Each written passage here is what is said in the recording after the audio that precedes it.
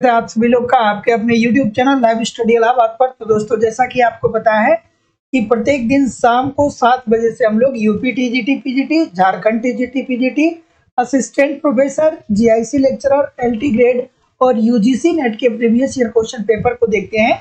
और साथ ही साथ इस सेशन में हम लोग ऐसे प्रश्नों का भी समावेश करते हैं जो प्रश्न इन परीक्षाओं के दृष्टिकोण से महत्वपूर्ण होते हैं। इकोनॉमिक्स की जो हमारी दूसरी क्लास होती है दोस्तों, वो लाइव स्टडी इलाहाबाद के मोबाइल एप्लीकेशन पे होती है।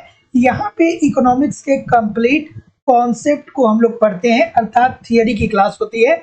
और आपको पता है, जब तक आपका कॉन्सेप्ट क्लियर इकोनॉमिक्स का नहीं है, तब तक ऑब्जेक्टिव क्वेश्चन को सॉल्व करने में बहुत सारी कठिनाइयों का सामना करना पड़ता है। तो आपके इसी रिक्वायरमेंट को ध्यान में रखते हुए लाइव स्टडी इलाहाबाद के मोबाइल एप्लीकेशन पे झारखंड टीजीटी पीजीटी के लिए अलग बैच और यूपी टीजीटी पीजीटी के लिए अलग बैच चलाया जा रहा है, जहां पे आपके सिलेबस के अनुसार सारे कोर्स पढ़ाए जा रहे हैं, मेरे द्वारा ही पढ़ाए जा रहे हैं। इसके अतिरिक्त दोस्तों, यहाँ पे आपको इकोनॉमिक्स का कंप्लीट नोट्स दिया जा रहा है। चूंकि जानते हैं आप सभी लोग कि नोट्स एक महत्वपूर्ण समस्या होती है इकोनॉमिक्स के छात्रों के साथ। या तो नोट्स मिलते नहीं है, या मिल भी जाते हैं तो इतने कॉम्प्लिकेटेड होते हैं कि समझ में नहीं आता है पढ़ना क्या है, छोड़ना क्या है। तो सिंपल सटीक और साधारण भाषा में आपको पूरा नोट्स प्रोवाइड किया जा रहा है। यहाँ पे बहुत सारे टेस्ट सीरीज का दोस्तों, बहुत सारे टेस्ट सीरीज भी आपको प्रोवाइड किए जा रहे हैं, जिसके माध्यम से आप टेस्ट दीजिए और अपना इवेल्युएशन कर पाइए कि आपकी तैयारी एग्जाम के लिए कैसी चल रही है और आपकी एग्जाम में किस प्रकार के प्रश्न बनते हैं। प्रीवियस ईयर के क्वेश्चन पेपर भी आपको प्रोवाइड किए जा रहे हैं और करंट भी आपको प्रोवाइड किए जा रहे हैं। तो जिन लोगों ने भी एडमिशन एप्लीकेशन पे लिया है, या जो लोग भी यूपी टीजीटी पीजीटी या झारखंड टीजीटी पीजीटी के लिए एडमिशन लेने जा रहे हैं, उनको मैं बता दूं कि कम से कम 1 आवर आप कॉन्सेप्ट वाली वीडियो को देखिए। 40 मिनट कम से कम दोस्तों आपको जो नोट्स दिया जा रहा है उसको पढ़िए। एक यहाँ पे टेस्ट आप रोज दीजिए और एक प्रीवियस ईयर क्वेश्चन पेपर को आप रोज अटेम्प्ट करिए और यूट्यूब पे क्लास देखिए। मतलब 4 या 5 घंटा आप ईमानदारी से दोस्तों हमारे साथ लगे रह जाएंगे, तो कहीं भी इधर उधर से कुछ कलेक्ट करने की आपको जरूरत नहीं पड़ेगी। और जो सबसे बड़ी बात है कि वैलिडिटी ऑफ कोर्स आपकी लाइफ टाइम है। इट मीन्स एक बार एडमिशन लेते हैं तो आप हमारे साथ तब तक बने रहेंगे जब तक कि आपका सिलेक्शन हो नहीं जाता है। आगामी जितनी भी परीक्षाएं हैं, हमेशा आप बने रहेंगे। एडमिशन ओपन है। एडमिशन की फीस केवल और केवल 2000 रुपया दोस्तों। 2000 रुपया आपको इस नंबर पे पेमेंट करना होगा। 94 15 863 873 पे गूगल पे, फोन पे या पेटीएम के माध्यम से आप पेमेंट करेंगे और इसका स्क्रीनशॉट आपको इसी व्हाट्सएप नंबर पे सेंड करना होगा। कोई भी इंक्वायरी होगी तो इस नंबर पे कॉल या व्हाट्सएप मैसेज आप कर सकते हैं, ठीक है। साथ ही साथ जैसा कि मैंने बताया, झारखंड टीजीटी पीजीटी के लिए न्यू बैच प्रारंभ हो गया है। यहाँ पे video class, notes, test series, previous year question paper और झारखंड स्पेशल भी कवर करवाया जाएगा। तो दोस्तों एडमिशन ओपन है। एडमिशन की फीस 2000 रुपये है। इस नंबर पे आप गूगल पे, फोन पे या पेटीएम के माध्यम से पेमेंट करके बैच ज्वाइन कर सकते हैं। इकोनॉमिक्स का कंप्लीट नोट्स भी आपको प्रोवाइड कराया जा रहा है। अगर जो आपको केवल इकोनॉमिक्स का नोट चाहिए तो लाइफ टाइम की वैलिडिटी के साथ लाइव स्टडी इलाहाबाद के मोबाइल एप्लीकेशन पे आप इकोनॉमिक्स का सिंपल नोट्स प्राप्त कर सकते हैं, ठीक है। इसके अतिरिक्त टेस्ट सीरीज तैयार कर दिया गया है। टेस्ट दीजिए, अपना इवेल्युएशन करिए कि आपकी तैयारी आपके एग्जाम के लिए कैसी चल रही है और आपके एग्जाम में किस प्रकार के प्रश्न पूछे जाते हैं। 10 टेस्ट पेपर यहाँ पे मिलेंगे और 1250 प्रश्नों की पीडीएफ भी मिलेगी। इसके लिए मात्र 300 रुपये आपको पेमेंट करना होगा। लेकिन अगर जो आप कॉन्सेप्ट की क्लास ज्वाइन करते हैं तो आपको कहीं भी इधर उधर से दोस्तों कोई भी, ना ही नोट्स, ना ही प्रीवियस ईयर के क्वेश्चन पेपर, ना ही टेस्ट सीरीज, कुछ भी अलग से परचेज करने की जरूरत नहीं पड़ेगी। एक बार अगर जो बैच आप ज्वाइन कर लेंगे तो वहाँ पे सारी चीजें फ्री ऑफ कॉस्ट मेरे द्वारा आपको प्रोवाइड कराई जाएंगी, ठीक है। तो गुड इवनिंग एवरीबॉडी। जैसा कि मैं देख पा रहा हूँ, चलिए, good evening. I am ji, Kaushal, Kishore ji, Afzal Hasan ji, Dasmati ji, Lalita ji, Sunita ji, Surendra ji, Ramesh Bharti ji, Ram Sajivan ji, Diksha ji, Tasneem Khan ji, Afzal ji, Shipra Kumari ji, Rukhsar Khatoon ji, Anil ji, Jayant जी, रत्नेश जी, मौसम कुमारी जी। चलिए ठीक है, गुड इवनिंग एवरीबॉडी। अब हम लोग मूव करेंगे अपने सेशन की तरफ। क्या उत्तर होगा भाई? ऑप्शन नंबर, बिल्कुल ठीक है। चलिए, पहला प्रश्न है कि कपाट का संबंध है। कपाट का संबंध किससे भैया? ठीक है, ठीक है, कपाट का संबंध किससे है जैसा कि मैं देख पा रहा हूं। चलिए, तो कपाट का संबंध किससे है? दोस्तों, अगर जो आप लोगों ने बचपन में रेडियो सुना होगा तो एक विज्ञापन बहुत आता था कि आओ बढ़ाएं हाथ कपाट के साथ। ठीक है, तो ये कपाट जो है वो किस कार्यक्रम से बेसिकली संबंधित है?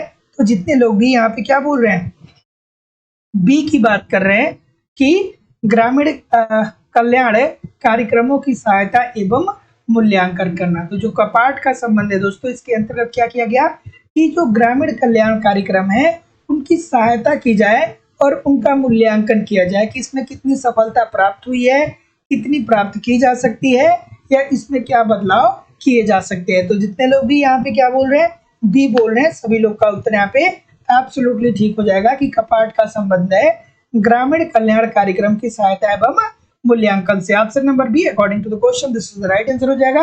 अगला प्रश्न ये रहा कि निम्नलिखित में से किसने सर्वप्रथम भारत में निर्धनता के अनुमान लगाए? आज का सेशन रोज की अपेक्षा थोड़ा सा आपको ऐसा महसूस हो सकता है कि इजी है, लेकिन प्रश्न जितने भी आ रहे हैं ये एक बार नहीं, टीजीटी पीजीटी में कई बार पूछे गए, इसलिए ये सेशन बहुत महत्वपूर्ण होने वाला है। चलिए, वीडियो को एक बार लाइक और शेयर जरूर कर दिया करिए दोस्तों, निवेदन है सभी लोगों से। क्या उत्तर होगा भाई? ऑप्शन नंबर बिल्कुल ठीक है कि निम्नलिखित में से किसने सर्वप्रथम भारत में निर्धनता के अनुमान लगाए? भारत में निर्धनता का अनुमान सर्वप्रथम किसने लगाया था? चलिए, कितने सारे लोग गलत कर रहे हैं भैया। दांडेकर एवं रथ होगा कि आर.के. वी.के. राव होगा? ऑप्शन नंबर बी होगा या ऑप्शन नंबर सी होगा? कितनी सारी गलतियां हो रही हैं, बहुत सारी गलतियां हो रही हैं। आराम से उस प्रश्न का उत्तर करिए। बिल्कुल ठीक है, आराम से इस प्रश्न का उत्तर करिए। सभी लोग आराम से इस प्रश्न का उत्तर करिए। बिल्कुल ठीक है, बहुत सारे लोग गलत कर रहे हैं। ठीक है, बहुत सारे लोग इस प्रश्न का उत्तर गलत कर रहे हैं। यार, ये प्रोफेसर दंडेकर एवं प्रोफेसर रथ थे ना, तो ऑप्शन नंबर बी होना चाहिए ना। सी की तरफ कहाँ मूव कर रहे हैं?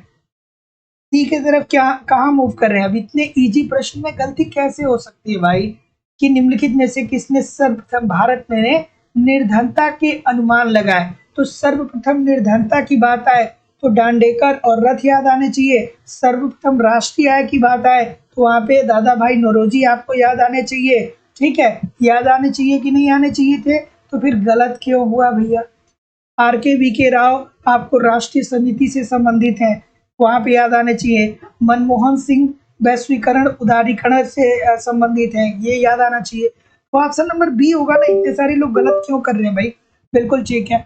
अगला प्रश्न है कि भारत में नगरीय क्षेत्रों में बीपीएल परिवारों की पहचान के लिए निम्नलिखित में से कौन सी पद्धति स्थापित की गई? बिल्कुल ठीक है, इस प्रश्न का उत्तर करिए। चलिए, वीडियो को एक बार लाइक और शेयर जरूर कर दिया करिए। बताइए कि भारत में नगरीय क्षेत्रों में बीपीएल परिवारों की पहचान के लिए निम्नलिखित में से कौन सी समिति स्थापित की गई? क्या उत्तर होगा भाई? ऑप्शन नंबर बिल्कुल, ये तो इजी सा प्रश्न है, गलत नहीं होना चाहिए। तो भैया छोटी सी बात है कि भारत में नगरीय क्षेत्रों में, देखिए ग्रामीण क्षेत्रों की बात नहीं कर रहा है, नगरीय क्षेत्रों की बात कर रहा है। ठीक है, नगरीय क्षेत्रों में बीपीएल परिवारों की पहचान के लिए निम्नलिखित में से कौन सी समिति स्थापित की गई? तो जितने लोग भी हासिम समिति की बात बोल रहे हैं दोस्तों, सभी लोग का उत्तर यहाँ पे बिल्कुल ठीक हो जाएगा। Option number D according to the question this is the right answer हो जाएगा। और सभी लोग का कमेंट करके बताइएगा कि तेंदुलकर समिति किससे संबंधित है। सभी लोग कमेंट करके जरूर बताइएगा कि तेंदुलकर समिति किससे संबंधित है। बहुत बार मैंने बताया। तो भारत में नगरीय क्षेत्र में बीपीएल परिवारों की पहचान के लिए निम्नलिखित में से कौन सी समिति स्थापित की गई? तो होती भैया हासिम समिति। अगला प्रश्न आपके सामने दोस्तों ये रहा कि राष्ट्रीय आय की वृद्धि दर का मान क्या होता है? चलिए बताइए। ठीक है, चलिए अगला प्रश्न कि राष्ट्रीय आय की वृद्धि दर का मान क्या है? चलिए भैया, चलिए बिल्कुल ठीक है। ऑप्शन नंबर बिल्कुल, हाँ, क्या बोल रहे हैं भाई?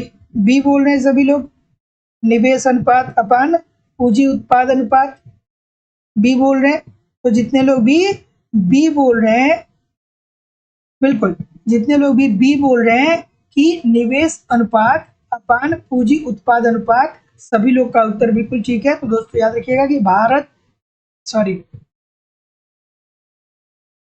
राष्ट्रीय आय की वृद्धि दर का मान जो है वो हम कैसे लगाते हैं, जो हमारे देश की निवेश अनुपात है उससे हम भाग दे देते हैं पूंजी उत्पाद अनुपात से। Option number B according to the question this is the right answer हो जाएगा। अगला प्रश्न है इजी सा है कि राष्ट्रीय आय की गणना में किन वस्तुओं के प्रकारों को सम्मिलित किया जाता है। चलिए इस प्रश्न का उत्तर करिए। और देखिए दोस्तों, आपके पास अभी भी बहुत संतुलित टाइम है। अगर जो अभी से भी आप तैयारी करेंगे ना तो सारा सिलेबस कवर हो जाएगा, कहीं भी कुछ भी इधर उधर नहीं होने वाला। लेकिन ये जो समय चल रहा है ये बहुत महत्वपूर्ण चल रहा है।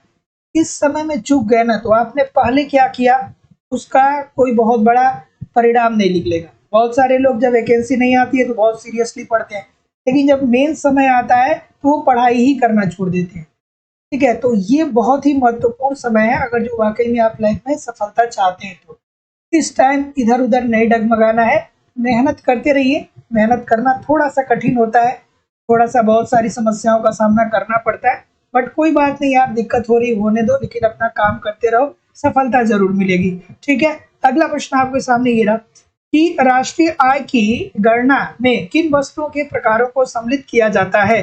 तो ऑप्शन नंबर क्या आ रहा है भाई, इजी सा प्रश्न है, सभी लोग को पता ही होगा भैया कि राष्ट्रीय आय की गणना करते समय हम अंतिम वस्तुओं को ही तो शामिल करते हैं ना। तो ये तो आपने जब राष्ट्रीय आय पढ़ा होगा तो बहुत बार पढ़ा होगा कि राष्ट्रीय आय की गणना में किन वस्तुओं के प्रकारों को सम्मिलित किया जाता है, तो अंतिम वस्तुओं को सम्मिलित किया जाता है। Option number C this is the right answer हो जाएगा। अगला प्रश्न इजी सा है कि ये बता दीजिए कि निम्नलिखित कथन निम्न में से किसका है कि प्रकृति की दावत थोड़े लोगों के लिए है, जो बिना निमंत्रण के आएंगे वे भूखे रहेंगे। ये बात किसने कही थी। ठीक है, चलिए अब यहाँ पे देखिएगा, अगर जो यहाँ पे एक ऑप्शन और दिया होता पता है क्या, रिकार्डो साहब। ठीक है, तो बहुत सारे लोग कंफ्यूज होते हैं और अक्सर इस प्रश्न में रिकार्डो का मेंशन होता है। ठीक है, तो ध्यान रखिएगा ये जो स्टेटमेंट है वो माल्थस साहब का है। ठीक है, T.W. माल्थस। तो ऑप्शन नंबर क्या बोल रहे हैं, जितने लोग भी सी बोल रहे हैं सभी लोग का उत्तर यहाँ पे बिल्कुल ठीक है कि प्रकृति की दावत थोड़े लोगों के लिए है, जो बिना निमंत्रण के आएंगे वे भूखे रहेंगे। ईमानदारी से आप मुझे बताइएगा कि कितने लोगों को ये बात दिमाग में रिमाइंड हुआ है कि माल्थस साहब ने क्या कहा था कि जो जनसंख्या की दर है वो गुणोत्तर श्रेणी में बढ़ती है, अर्थात 2 के बाद 4, 4 के बाद 16, 16 के बाद 64, और जो उत्पादन होता है वो समानांतर श्रेणी में बढ़ता है, अर्थात 2 के बाद 4, 4 के बाद 6, 6 के बाद 8, और इन दोनों के बीच में क्या होता है, लंबा गैप हो जाता है। तो माल्थस साहब कहते हैं कि लगभग 144 साल के बाद क्या होता है, प्राकृतिक आपदाएं आती है, महामारी आती है, जिससे क्या होता है कि उपभोग वस्तुएं और जनसंख्या में क्या आता है, संतुलन की स्थिति आ जाती है। तो ये बात याद आई कि नहीं आई, नहीं याद आई तो फिर अच्छी बात नहीं है, याद आना चाहिए। ये तो सबको पता होगा कि स्टेटमेंट किसका था। अगला प्रश्न आपके सामने ये रहा कि भारत की जनसंख्या नीति 2000 का दीर्घकालीन उद्देश्य जनसंख्या स्थिरीकरण है। कब तक भैया, बताइए इस प्रश्न का उत्तर कि भारत की जनसंख्या नीति 2000 का दीर्घकालीन उद्देश्य जनसंख्या स्थिरीकरण है। मतलब कि जो जनसंख्या नीति 2000 है इसके अंतर्गत भारत के देश की जो जनसंख्या है उसको स्थिर अवस्था में कब तक प्राप्त किया जा सकता है। ठीक है, चलिए ठीक है, क्या उत्तर होगा, ऑप्शन नंबर सी बोल रहे, और कोई भैया। ठीक है, बिल्कुल ठीक है, डी बोल रहे 1945।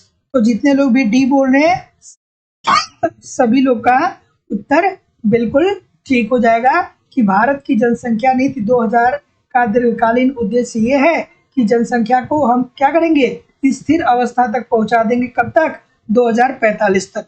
अगला प्रश्न 2011 की जनगणना के अनुसार भारत में जनसंख्या की 10 की वृद्धि दर क्या है? चलिए, दो जनगणना से भी आपके एग्जाम में प्रश्न आएंगे, बिल्कुल आएंगे। ठीक है, 2-3 प्रश्न या उससे ज्यादा भी देखने को मिल सकते हैं। बिल्कुल ठीक है। चलिए बताइए इस प्रश्न का उत्तर। बिल्कुल ठीक है, ध्यान से पढ़िएगा। क्या कह रही है कि 2011 की जनगणना के अनुसार भारत में जनसंख्या की 10 की वृद्धि दर क्या है? ऑप्शन नंबर क्या बोल रहे हैं? बिल्कुल ठीक है, ये बोल रहे हैं, ये बोल रहे हैं 17.72%। बिल्कुल ठीक है भैया, 17.72%। और ये दोस्तों 2001 की जनगणना की बात करें तो ये लगभग कितनी थी? 21% थी। तो इसीलिए कहा जाता है कि हमारी जनसंख्या में क्या हो रहा है, थोड़ा बहुत कमी आ रहा है। ठीक है, तो 2011 की जनगणना के अनुसार भारत में जनसंख्या की 10 की वृद्धि दर जो थी वो कितनी थी? 17.72%। और 2001 के अंतर्गत लगभग 21% थी। ठीक है, तो जितने लोग भी ऑप्शन नंबर ए बोल रहे हैं ठीक बोल रहे हैं। अगला है कि हैरड मॉडल में निवेश मांग निम्नलिखित में से किस पर निर्भर करता है? ठीक है, हैरड मॉडल में निवेश मांग निम्नलिखित में से किस पर निर्भर करता है? आराम से इस प्रश्न का उत्तर करिए। वीडियो को थोड़ा सा लाइक और शेयर भी निवेदन है सभी लोगों से जरूर कर दिया करिए। और कल संडे है, कल आप लोग की क्लास नहीं हो पाएगी। आई होप कि अगले संडे से क्लास हो पाए, बट कल आपकी क्लास नहीं होगी संडे वाली। ठीक है, चलिए बताइए कि हैरड मॉडल में निवेश मांग निम्नलिखित में से किस पर निर्भर करता है? चलिए भैया, हैरड साहब को पढ़े होंगे तो आप जानते होंगे। बिल्कुल ठीक है। अब हैरड डोमर साहब ने जो भी बातें कही आपको सब कुछ याद आ जाना चाहिए।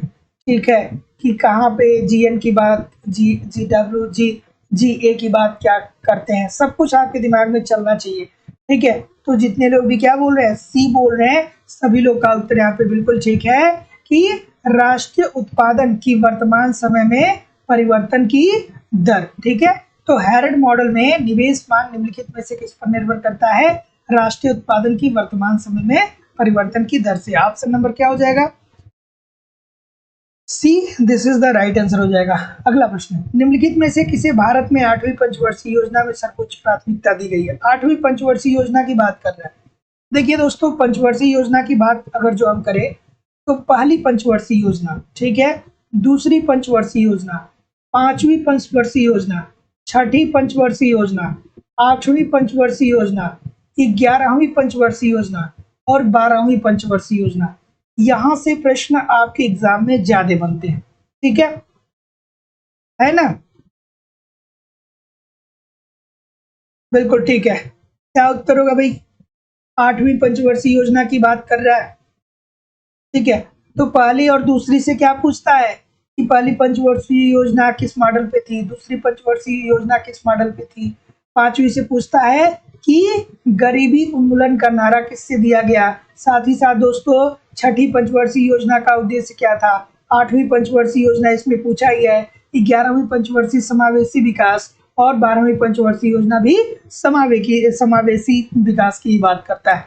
ठीक है, तो क्या उत्तर होगा? ऑप्शन नंबर, जैसा कि मैं देख पा रहा हूँ, बी बोल रहे हैं, बी बोल रहे हैं, मानवीय विकास की बात कर रहे हैं दोस्तों।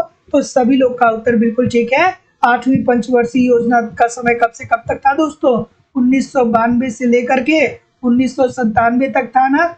1992 से लेकर के 1997 तक था ना, ये याद रखना, ये सुमेलित करने में आता है। ठीक है, ये किस में आता है? सुमेलित करने में आता है। 1992 से लेकर के 1997 तक ये 8वीं पंचवर्षीय योजना का क्या है दोस्तों? समय है। और इसमें क्या क्या किया गया, इसकी मुख्य प्राथमिकता क्या थी कि मानवीय विकास कैसे किया जाए। तो ऑप्शन नंबर बी, जितने लोग भी बोल रहे हैं सभी लोग का उत्तर बिल्कुल ठीक हो जाएगा। और ये जो मॉडल है, ये जेवलू मूलर मॉडल के नाम से भी दोस्तों इसे जाना जाता है। ठीक है, तो ऑप्शन नंबर क्या हो जाएगा? B, this is the right answer हो जाएगा। अगला प्रश्न आपके सामने रहा कि किस पंचवर्षीय योजना में भारत में राष्ट्रीय बागवानी मिशन शुरू किया गया। मैराथन की क्लास देखिए क्या है कि इस बीच थोड़ी सी क्लासेस ज्यादा हो जा रही हैं, मैं लगातार बहुत दिनों से 6-7 क्लास ले रहा हूँ, तो इस वजह से थोड़ा सा मुझे भी क्या चाहिए, रिलैक्स चाहिए, है ना। बहुत दिनों से लगातार चल रहा है, तो एक दिन की छुट्टी मैं भी चाहता हूँ, क्योंकि एक ही कार्य करते करते क्या होता है कि इंसान की कभी कभी क्या होती है कि जो इच्छा शक्ति होती है वो थोड़ा सा लगता है कि यार चलो थोड़ा सा रेस्ट कर लें, ठीक है। तो इस वजह से कल कल कल आप लोग पुरानी वीडियोस को है उसको महामैराथन बना लीजिएगा, उसको देख लीजिएगा, 2-4 वीडियो देख लीजिएगा, महामैराथन हो जाएगा, है ना। अगला प्रश्न आपके सामने ये रहा कि किस पंचवर्षीय योजना में भारत में राष्ट्रीय बागवान मिशन शुरू किया गया, तो ऑप्शन नंबर क्या हो जाएगा। जैसा कि मैं देख पा रहा हूँ 10वीं पंचवर्षीय योजना की बात कर रहे हैं, 10वीं पंचवर्षीय योजना की बात कर रहे हैं, तो जितने लोग भी 10वीं पंचवर्षीय योजना की बात कर रहे हैं उनकी बात तो बिल्कुल ठीक है, लेकिन फिर आपको याद आ जानी चाहिए कि 10वीं पंचवर्षीय योजना कब से कब तक थी भैया, तो 2002 से लेकर के 2007 तक, ठीक है। ये सारी चीजें दिमाग में आनी चाहिए, है ना। तो ऑप्शन नंबर क्या हो जाएगा, C, this is the right answer यहाँ पे हो जाएगा। अगला प्रश्न आपके सामने ये रहा कि पूर्ववर्ती काम के बदले अनाज प्रोग्राम को बदल दिया गया, किसमें बदल दिया गया भैया। चलिए ठीक है, ठीक है।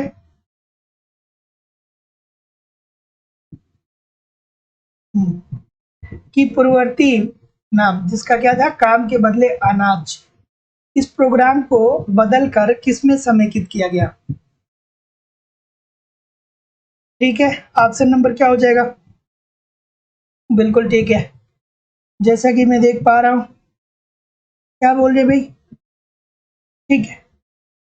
ऑप्शन नंबर सी बोल रहे हैं ना, तो जितने लोग भी सी बोल रहे हैं कि जो पहले क्या था, काम के बदले अनाज जो प्रोग्राम था दोस्तों, ये इसको किसमें सम्मिलित कर दिया गया या समेकित कर दिया गया, इसको समेकित कर दिया गया राष्ट्रीय ग्रामीण रोजगार कार्यक्रम में। कब किया गया था कमेंट करके बताइए, मैंने बहुत बार इस बात को बताया है। तो काम के बदले अनाज ये जो प्रोग्राम था इसको किसमें समेकित कर दिया गया, राष्ट्रीय ग्रामीण रोजगार कार्यक्रम में। और ये कब समेकित किया गया, वर्ष मुझे जरूर कमेंट करके बताइएगा, मैंने बहुत बार आपको बताया है।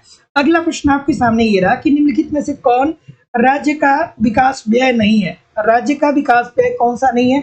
एक बार वीडियो को लाइक और शेयर भी कृपया करके दोस्तों सभी लोग लाइक और शेयर वीडियो को जरूर कर दिया करिए।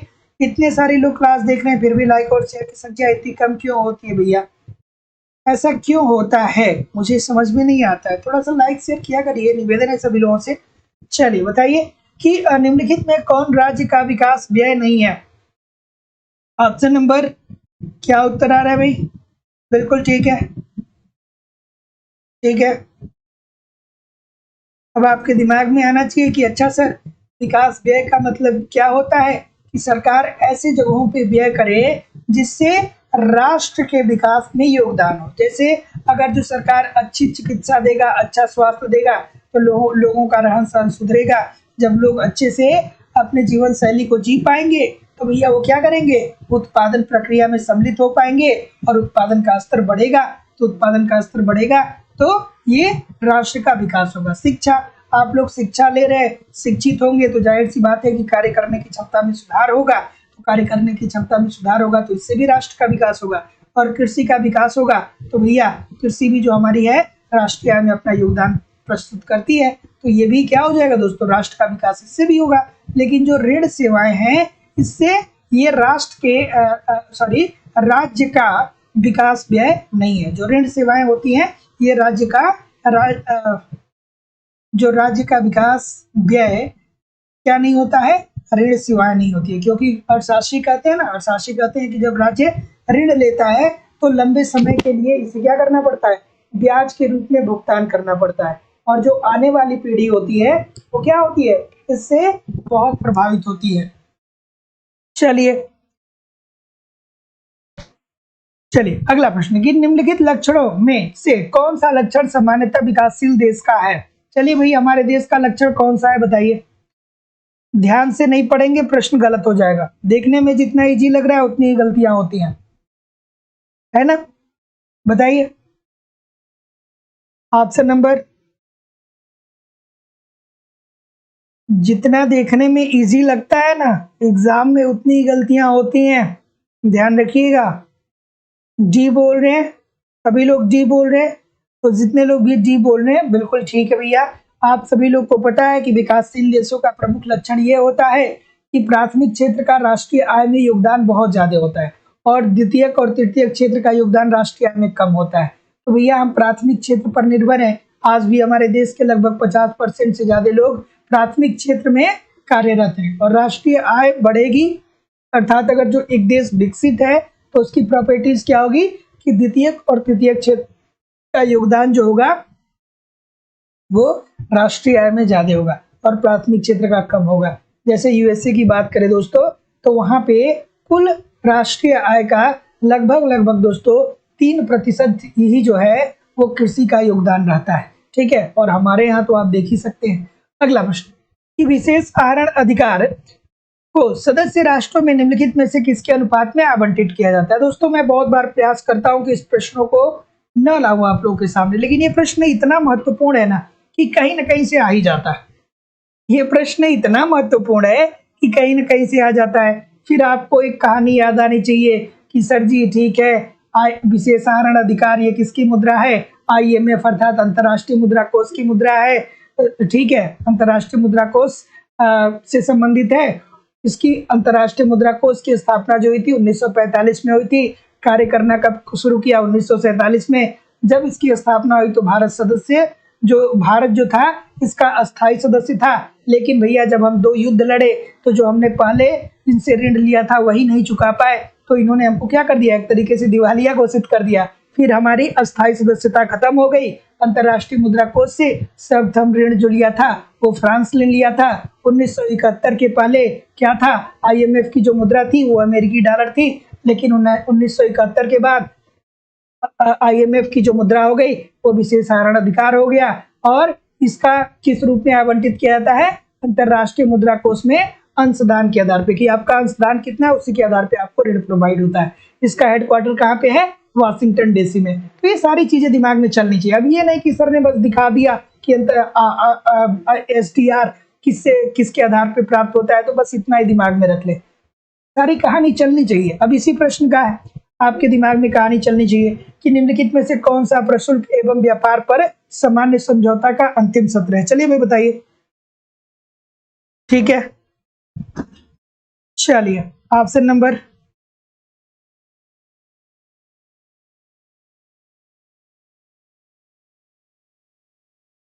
चलिए क्या उत्तर होगा ऑप्शन नंबर, जैसा कि मैं देख पा रहा हूं, क्या बोल रहे हैं भैया, बिल्कुल ठीक है। निम्नलिखित में से कौन सा प्रशुल्क एवं व्यापार पर सामान्य समझौता का अंतिम सत्र है। आराम से करिएगा, बहुत इंपॉर्टेंट प्रश्न है, ये प्रश्न पूछा जा सकता है। ये प्रश्न आपके एग्जाम में पूछा जाता है। उरुग्वे सत्र की बात सभी लोग कर रहे हैं, उरुग्वे सत्र की बात सभी लोग कर रहे हैं, है ना। चलिए सही है, सही है, सही है ये प्रश्न। तो जितने लोग भी जी बोल रहे हैं उरुग्वे सत्र, सभी लोग का उत्तर यहाँ पे दोस्तों बिल्कुल ठीक हो जाएगा। तो निम्नलिखित में से कौन सा प्रशुल्क एवं व्यापार पर सामान्य समझौता का अंतिम सत्र है, तो वो है दोस्तों उरुग्वे सत्र। और ये कौन सा चक्र था दोस्तों, याद आना चाहिए, ये 8वें चक्र की वार्ता है, ठीक है। तो ऑप्शन नंबर क्या हो जाएगा, D, this is the right answer हो जाएगा। अगला प्रश्न है कि ये बता दीजिए कि चालू खाते में परिवर्तनीयता का अर्थ है विदेशी मुद्रा का स्वतंत्र क्रय विक्रय। मोस्ट इंपोर्टेंट प्रश्न है, आराम से करिएगा, बहुत बार ये प्रश्न पूछा गया है। चलिए ऑप्शन नंबर क्या होगा भाई, ठीक है, चालू खाते में परिवर्तनीयता का अर्थ है विदेशी मुद्रा का स्वतंत्र क्रय विक्रय। क्या उत्तर आना चाहिए भाई, ऑप्शन नंबर, जैसा कि मैं देख पा रहा हूं मैक्सिमम लोग डी की तरफ जा रहे हैं। तो भाई बहुत इजी सी बात है, डी होगा कि चालू खाते में परिवर्तनीयता का अर्थ है विदेशी मुद्रा का स्वतंत्र क्रय विक्रय विदेशी व्यापार से संबंधित समस्त भुगतानों के लिए। ये बात याद रखिएगा, किसके लिए, सभी भुगतानों के लिए, घर का खर्चा चलाने के लिए, साधारण प्रेषण के लिए और ऋण पर ब्याज के भुगतान के लिए। तो जितने लोग भी ऑप्शन नंबर डी बोल रहे हैं सभी लोग का उत्तर यहाँ दोस्तों बिल्कुल ठीक हो जाएगा। अगला प्रश्न है कि वेस्टवेल परीक्षण का संबंध क्या है। अब यहाँ पे आपके दिमाग में 2-3 बातें आनी चाहिए कि वेस्टवेल परीक्षण क्या है। तो सबसे पहले बात आपको अलेक्जेंडर हैमिल्टन और फ्रेडरिक लिस्ट की याद आनी चाहिए। अलेक्जेंडर हैमिल्टन और फ्रेडरिक लिस्ट ने क्या दिया था, शिशु उद्योग तर्क दिया था। उसमें उन्होंने क्या कहा था कि जब एक फर्म नई होती है और उद्योग में एंट्री करती है तो जो पुराने फर्म होते हैं उनसे क्या करना पड़ता है, इसको कंपीट करना पड़ता है। और ऐसी स्थिति में नए फर्मों को आपको क्या देना चाहिए, संरक्षण देना चाहिए ताकि वो उद्योग में बना रह सके। नहीं तो जो पुरानी फर्में हैं वो इनको क्या कर देंगी, बाहर कर देंगी उद्योग से।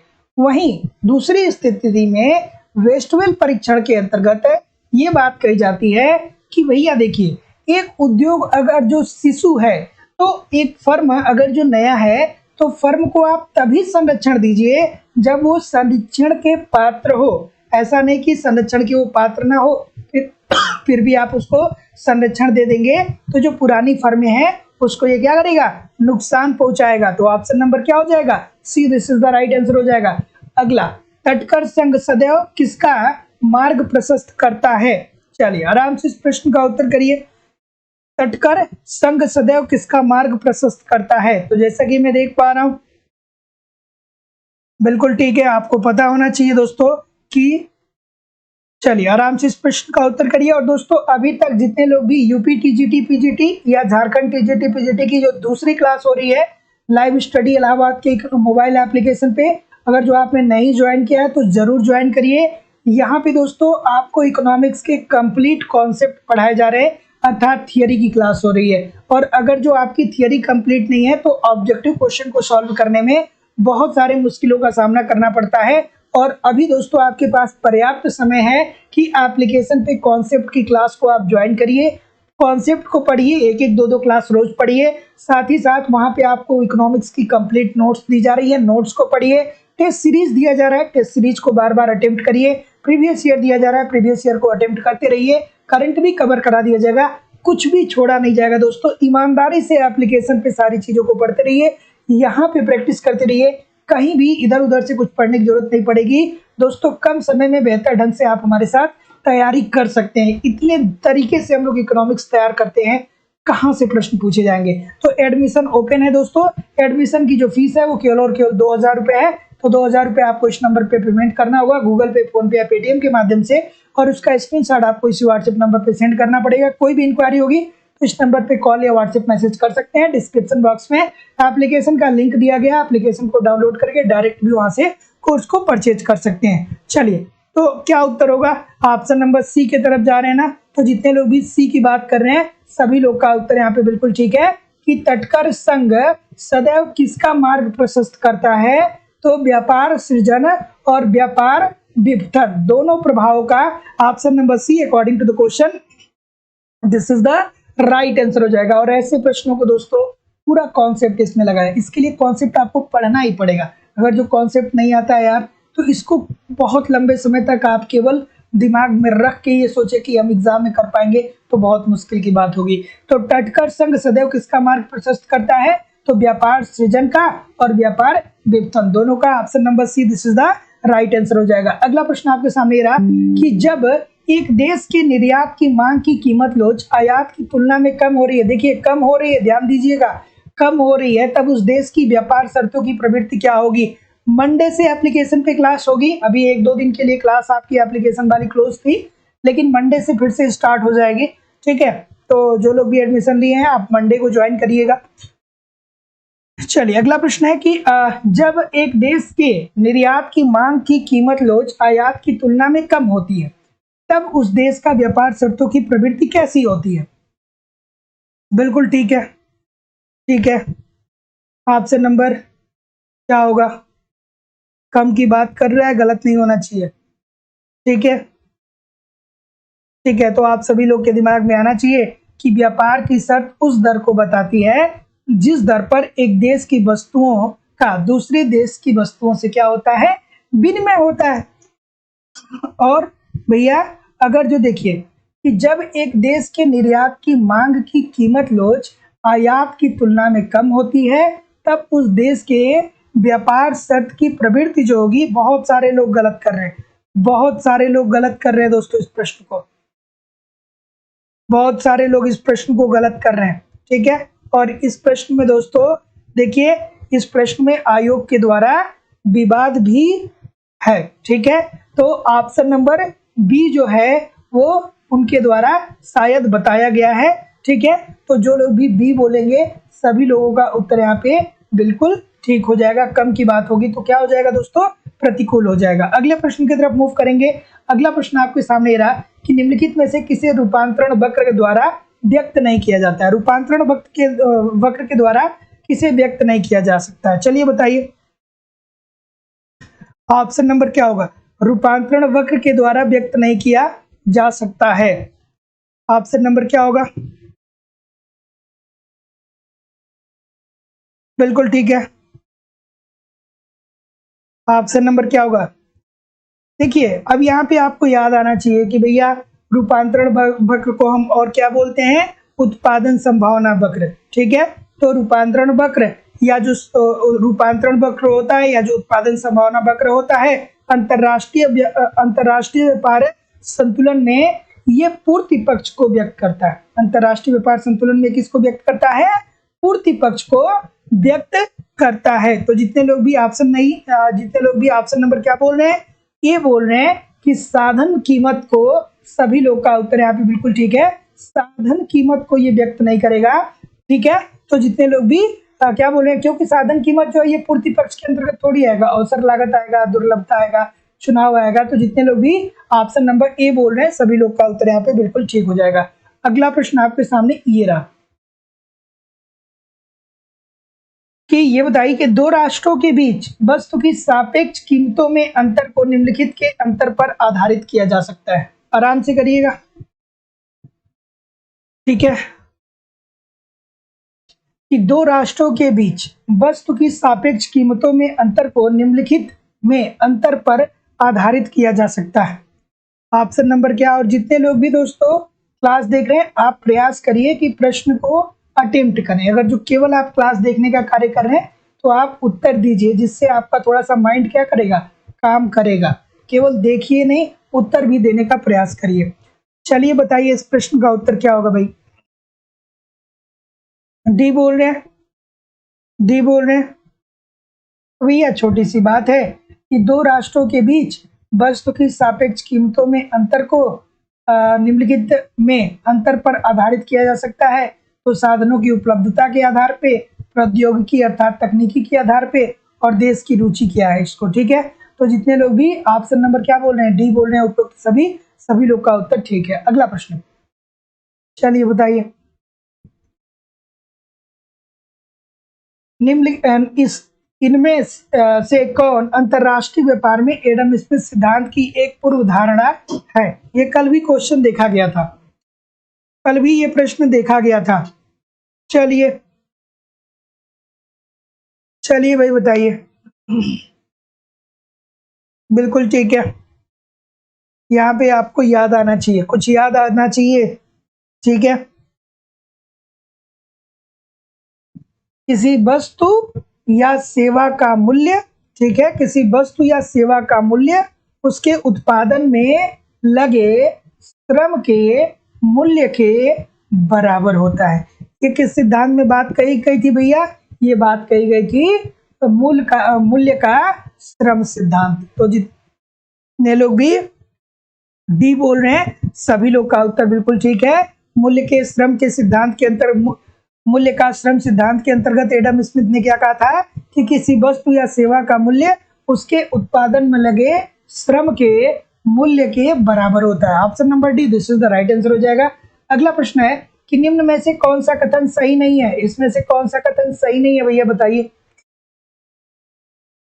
और जितने लोग भी अभी तक चैनल को सब्सक्राइब नहीं किए हैं, चैनल को सब्सक्राइब करके बेल आइकन को दबा लीजिए। प्रत्येक दिन शाम को 7 बजे से आपकी रेगुलर क्लास होती है, ठीक है, ठीक है।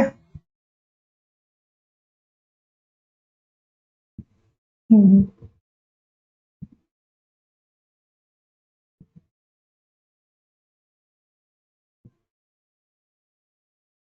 ठीक है, चलिए भैया, तो भारत जो है वो गाँवों का देश है। यहाँ पे बहुत सारी चीजें होती रहती हैं।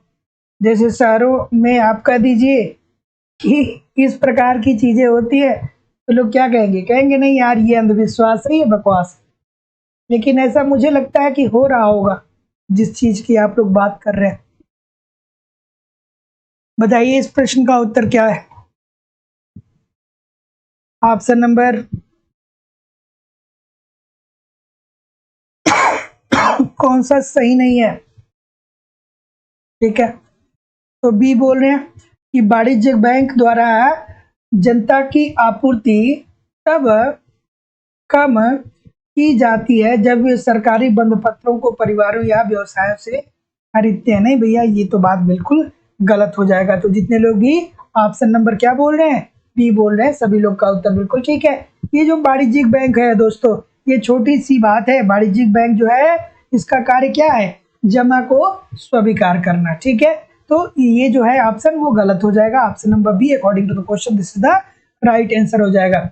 अगला प्रश्न कि किसी वाणिज्यिक बैंक की ऋण देय क्षमता निर्भर करती है।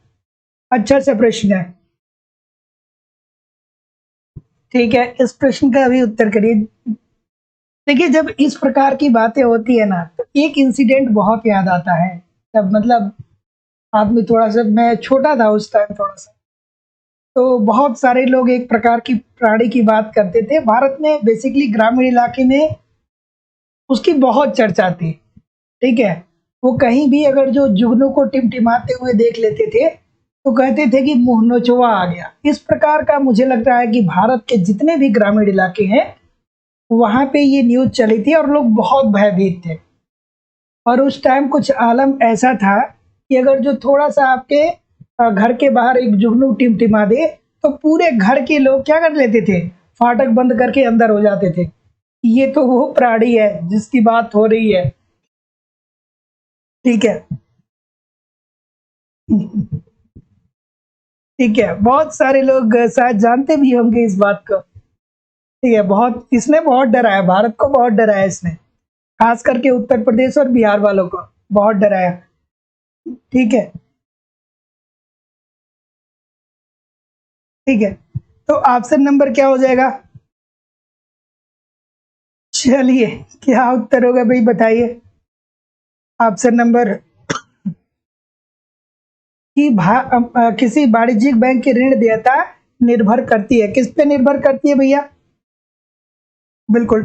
तो सबसे पहले आपको तो ये पता होना चाहिए कि वाणिज्यिक बैंक क्या है भैया। तो जब कोई बैंक सीधा या प्रत्यक्ष रूप से जनता से क्या करता है दोस्तों? जनता से लेन देन करता है, तो उसे हम वाणिज्यिक बैंक के अंतर्गत रखते हैं।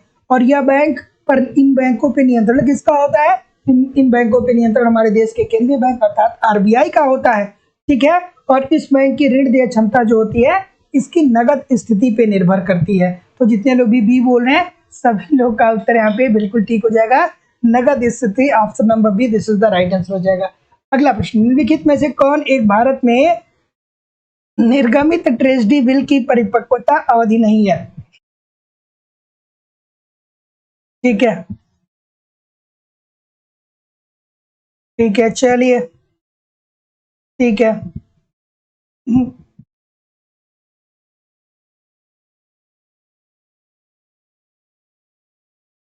ठीक है, चलिए,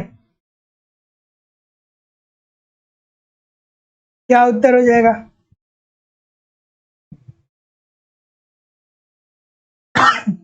कि निम्नलिखित में से कौन एक भारत में निर्गमित ट्रेजरी बिल की परिपक्वता अवधि नहीं है?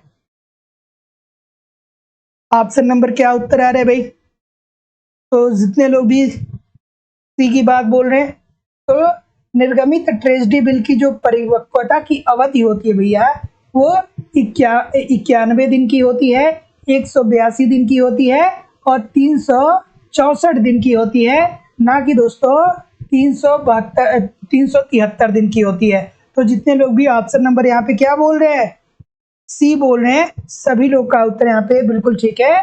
तो निर्गमित ट्रेजरी बिल की परिपक्वता की जो अवधि होती है, ये 3 अवधि होती है, 91, ठीक है, 182 और 364 दिन, ना कि 373 दिन। तो ऑप्शन नंबर क्या हो जाएगा? C, this is the right answer हो जाएगा। अगला प्रश्न आपके सामने ये रहा, इस प्रश्न का उत्तर करिए कि बताइए कि निम्नलिखित में कौन सा उपाय भारतीय रिजर्व बैंक द्वारा साख नियंत्रण के लिए अपनाए गए उपायों में से नहीं है। अब साख नियंत्रण की बात कर रहा है तो भैया आपको छोटी सी बात है, सारा कॉन्सेप्ट याद आना चाहिए, है ना, सारा कॉन्सेप्ट आपको याद आना चाहिए, ठीक है। तो साख नियंत्रण के भैया 2 तरीके होते हैं, एक परिणात्मक होता है, दूसरा चयनात्मक होता है। परिणात्मक के अंतर्गत क्या आता है? बैंक रेट आता है, रिवर्स रेट आता है, रेपो रेट आता है, साथ ही साथ दोस्तों इसमें क्या आता है? ओपन मार्केट ऑपरेशन आता है, खुले बाजार की क्रियाएं आता है। और जो चयनात्मक नियंत्रण होता है दोस्तों, इसके अंतर्गत नैतिक दबाव आता है, मार्जिन निर्धारण आता है। ये सारी चीजें आपके दिमाग में आनी चाहिए थी। तो ऑप्शन नंबर क्या बोल रहे हैं? जी बोल रहे हैं ना। तो नगद जमा अनुपात की जितने लोग भी बात बोल रहे हैं सभी लोग का उत्तर यहाँ पे बिल्कुल ठीक है। तो निम्नलिखित में से कौन सा उपाय भारतीय रिजर्व बैंक अर्थात आरबीआई द्वारा साख नियंत्रण के लिए अपनाए गए उपायों में से नहीं है? तो नगद जमा अनुपात, option number D, this is the right answer हो जाएगा। अगला प्रश्न आपके सामने रहा, मुद्रास्फीति की तुलना डाकू से की जानी चाहिए, यह किस अर्थशास्त्री का कथन है? मोस्ट इंपॉर्टेंट प्रश्न है भैया। मुद्रास्फीति मतलब जो महंगाई होती है सामान्य बोलचाल भाषा में, तो मुद्रास्फीति जो है इसकी तुलना हमको क्या करनी चाहिए? डाकू से करनी चाहिए, क्योंकि ये क्या करता है कि बहुत लूटपाट मचाता है। कहना था कि ये बहुत लूटपाट मचाता है। वस्तुओं की कीमतें क्या होती है? मुद्रास्फीति में क्या होता है कि वस्तुएं महंगी हो जाती हैं, वस्तुओं की कीमत ज्यादा आपको अदा करना पड़ता है। तो चलिए बताइए क्या उत्तर हो जाएगा भाई? ऑप्शन नंबर बिल्कुल ठीक है, गलत नहीं होना चाहिए, गलत नहीं होना चाहिए। ब्रह्मानंद और वकील बात करते हैं, ब्रह्मानंद और वकील इसकी बात करते हैं दोस्तों, ये भारतीय अर्थशास्त्री है, ठीक है। तो इनमें से कोई नहीं होगा। तो देखिए याद रखिएगा, ब्रह्मानंद और वकील ये 2 ऐसे अर्थशास्त्री हैं जिन्होंने ये बात कही थी कि मुद्रास्फीति की तुलना अर्थात महंगाई की तुलना आपको किससे करनी चाहिए? डाकू से करनी चाहिए। तो option number D, this is the right answer हो जाएगा। ये प्रश्न बहुत बार आपके एग्जाम में पूछा गया है, तो याद रखिएगा कि मुद्रास्फीति की तुलना डाकू से की जानी चाहिए। ये बात किसने कहा था? तो ब्रह्मानंद और वकील ने कहा था। क्यों कहा था? क्यों कहा था? इसलिए ये क्यों कहा था? वो इसलिए कहा था कि मुद्रास्फीति अर्थात जो महंगाई होती है वो जनता को क्या करता है? जनता की मुद्रा की मात्रा को बड़े पैमाने पे एक तरीके से क्या करता है कि जैसे मतलब छोटी सी बात है, ध्यान से समझिए कि मुद्रास्फीति की तुलना डाकू से की जानी चाहिए। इसका मतलब क्या होता है कि मुद्रास्फीति जो होता है वो उसमें क्या होता है कि वस्तुएं महंगी हो जाती हैं, तो कम वस्तुओं को खरीदने के लिए ज्यादा पैसा आपको देना पड़ता है। तो ये क्या है? एक तरीके से डाकू का काम है। तो जितने लोग भी डी बोल रहे हैं सभी लोग का उत्तर यहाँ पे बिल्कुल ठीक हो जाएगा। अगला प्रश्न आपके सामने ये रहा कि निम्नलिखित में कौन से प्रकार की मुद्रास्फीति पिछड़े एवं अर्धविकसित देशों के लिए लाभकारी है? मोस्ट इंपॉर्टेंट प्रश्न है दोस्तों, एक बार नहीं ये बहुत बार आपके एग्जाम में प्रश्न पूछा गया कि मुद्रास्फीति पिछड़े एवं अर्धविकसित देशों के लिए लाभदायक होता है, ठीक है। तो ऑप्शन नंबर जैसा कि मैं देख पा रहा हूँ, क्या उत्तर आ रहे भैया? ऑप्शन नंबर ए बोल रहे हैं ना। तो जितने लोग भी ये बोल रहे हैं रेंगती हुई मुद्रास्फीति, सभी लोग का उत्तर बिल्कुल ठीक है। इसमें जो आपकी महंगाई होती है वो लगभग 1 से 4% तक बढ़ती है। अर्थात 2021 में अगर जो किसी वस्तु का मूल्य 100 रुपए है तो 2022 में उस वस्तु का मूल्य क्या हो जाएगा? उस वस्तु का मूल्य क्या हो जाएगा? लगभग मान लीजिए 4% भी मान लीजिए तो 104 रुपया हो गया। मतलब 4 रुपए में 4% की वृद्धि हो गई। इससे लोगों को क्या लगता है कि वे अमीर हो रहे हैं। उनको ये लगता है जो रेंगती हुई मुद्रास्फीति होता है उसमें लोगों को लगता है कि वो अमीर हो रहे हैं, जबकि वास्तविक रूप से ये होता है कि वो अमीर नहीं होते हैं। मुद्रा की मूल्य में क्या आती है? कमी आती है, ठीक है। तो जैसे देखिए हम कहते हैं ना कि बैंक आपसे कहता है ना कि आपका जो पैसा है वो हम 4% ब्याज की दर पे अपने पास रख लेंगे, और जो लोग पढ़े लिखे नहीं होते हैं ना वो कहते हैं यार चलो हम क्या कर रहे हैं, 1 लाख रुपए बैंक में जमा कर दे रहे हैं और 1 लाख का 4% हमको अगले साल मिल जाएगा। तो जो हमारी अभी मुद्रा है उससे ज्यादा पैसा हमारे पास हो जाएगा, उस टाइम हम अमीर हो जाएंगे। लेकिन सच्चाई ये नहीं है, सच्चाई ये है कि मुद्रा का मूल्य अभी कुछ और है और 1 साल बाद कुछ और हो जाएगा, क्योंकि जब महंगाई परिवर्तित होती है तो मुद्रा के मूल्य में क्या होता है, परिवर्तन होता है। पैसे की जो वैल्यू होती है वो चेंज होती है। आज से 10 साल पहले 10 रुपए की वैल्यू अलग थी, आज 10 रुपए की वैल्यू अलग है, 10 साल बाद 10 रुपए की वैल्यू अलग हो जाएगी, शायद ऐसी वैल्यू हो जाएगी जो अभी 1 रुपए का है। तो ऑप्शन नंबर जितने लोग भी आप क्या बोल रहे हैं, ये बोल रहे हैं, सभी लोग का उत्तर यहाँ पे बिल्कुल ठीक हो जाएगा। अगला प्रश्न कि मुद्रास्फीति में परिणाम सिद्धांत के संदर्भ में निम्नलिखित में से सही कथन कौन सा है? चलिए ऑप्शन नंबर क्या होगा भाई, बिल्कुल ठीक है, इस प्रश्न का उत्तर करिए। तो जैसे बैंक में पैसा रखना ये भी बहुत होशियारी का काम नहीं है ना, क्योंकि पैसे की वैल्यू जो होती है वो चेंज होती रहती है। ठीक है, चलिए कि मुद्रा के परिमाण सिद्धांत के संदर्भ में निम्न में से सही कथन कौन सा है? और दोस्तों जितने लोग भी चैनल को अभी तक सब्सक्राइब नहीं किए, चैनल को सब्सक्राइब करके बेल आइकन को जरूर क्लिक करिए। प्रत्येक दिन शाम को 7 बजे से आपके साथ में प्रैक्टिस में लग जाता हूं और मैं ईमानदारी और विश्वास के साथ कर रहा हूं दोस्तों। एग्जाम के समय तक मैं हमेशा बना रहूंगा, बस आप ईमानदारी से प्रैक्टिस करते रहिए और एप्लीकेशन की जो क्लास हो रही है उसको ईमानदारी से ज्वाइन करते रहिए। ठीक है,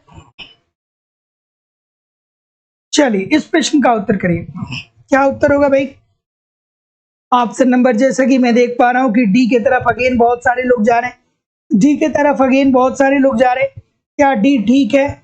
डी ठीक है, मैक्सिमम लोग डी की तरफ जा रहे हैं। ठीक है, तो जितने लोग भी डी की बात कर रहे हैं दोस्तों, सभी लोग का उत्तर क्या है यहाँ पे, बिल्कुल ठीक है। डी वाले ठीक है कि सी वाले ठीक है? थोड़ा आराम से करिए, बहुत सारे लोग गलत कर रहे हैं। डी वाले सही है कि सी वाले ठीक है? चलिए ऑप्शन नंबर क्या हो जाएगा, डी। सभी लोग डी बोल रहे हैं, सभी लोग डी बोल रहे हैं। थोड़ा आराम से इस प्रश्न का उत्तर एक बार और करिए। सभी लोग डी के तरफ जा रहे हैं, बिल्कुल ठीक है। ऑप्शन नंबर क्या होगा? चलिए तो जितने लोग भी डी बोल रहे हैं सभी लोग का उत्तर यहाँ पे बिल्कुल ठीक है भैया, कि मुद्रा के परिमाण सिद्धांत के संदर्भ में निम्नलिखित में से सही कथन ये है कि मार्शल ने मुद्रा के मांग व पूर्ति पक्ष दोनों पे विचार किया। मार्शल साहब को जब आप पढ़ेंगे तो आपको पता होगा कि इन्होंने मांग पक्ष और पूर्ति पक्ष दोनों की बात की थी। अब भैया आपको धीरे धीरे यहाँ पे याद आना चाहिए, क्या मार्शल साहब से संबंधित संपूर्ण कथन भी आपको यहाँ पे याद आने चाहिए। तो जितने लोग भी डी बोल रहे हैं सभी लोग का उत्तर बिल्कुल ठीक है कि मुद्रा के परिमाण सिद्धांत के संदर्भ में निम्नलिखित में से सही कथन ये है कि मार्शल साहब ने क्या किया था, मुद्रा के मांग पक्ष और पूर्ति पक्ष दोनों पे विचार किया था। अगला प्रश्न है कि मुद्रा के स्टॉक में वृद्धि प्रत्यक्ष रूप से वस्तुओं पर व्यय होती है, निम्नलिखित में से किस सिद्धांत की मान्यता है?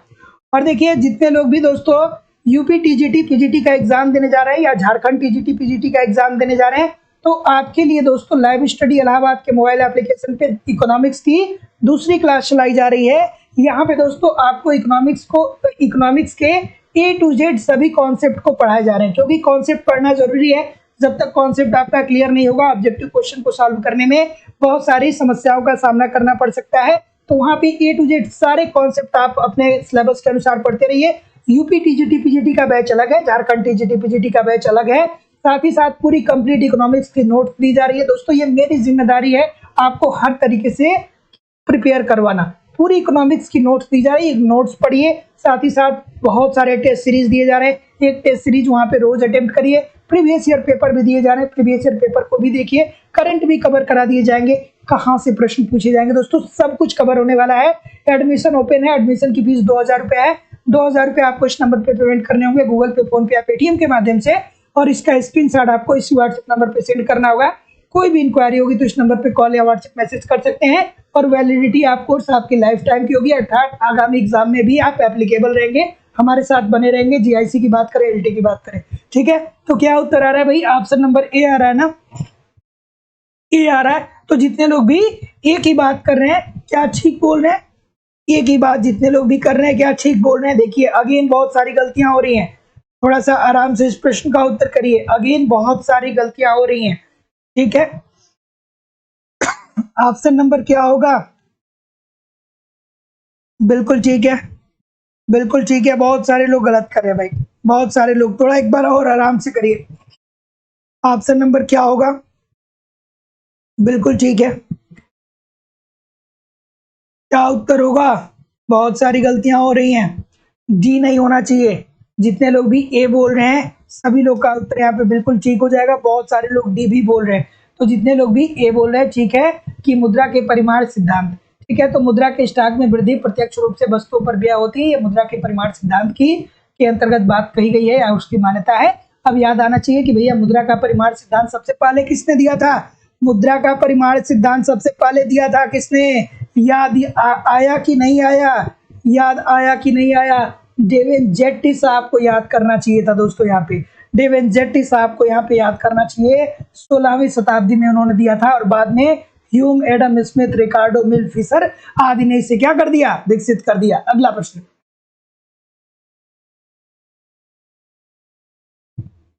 ठीक है। अगला प्रश्न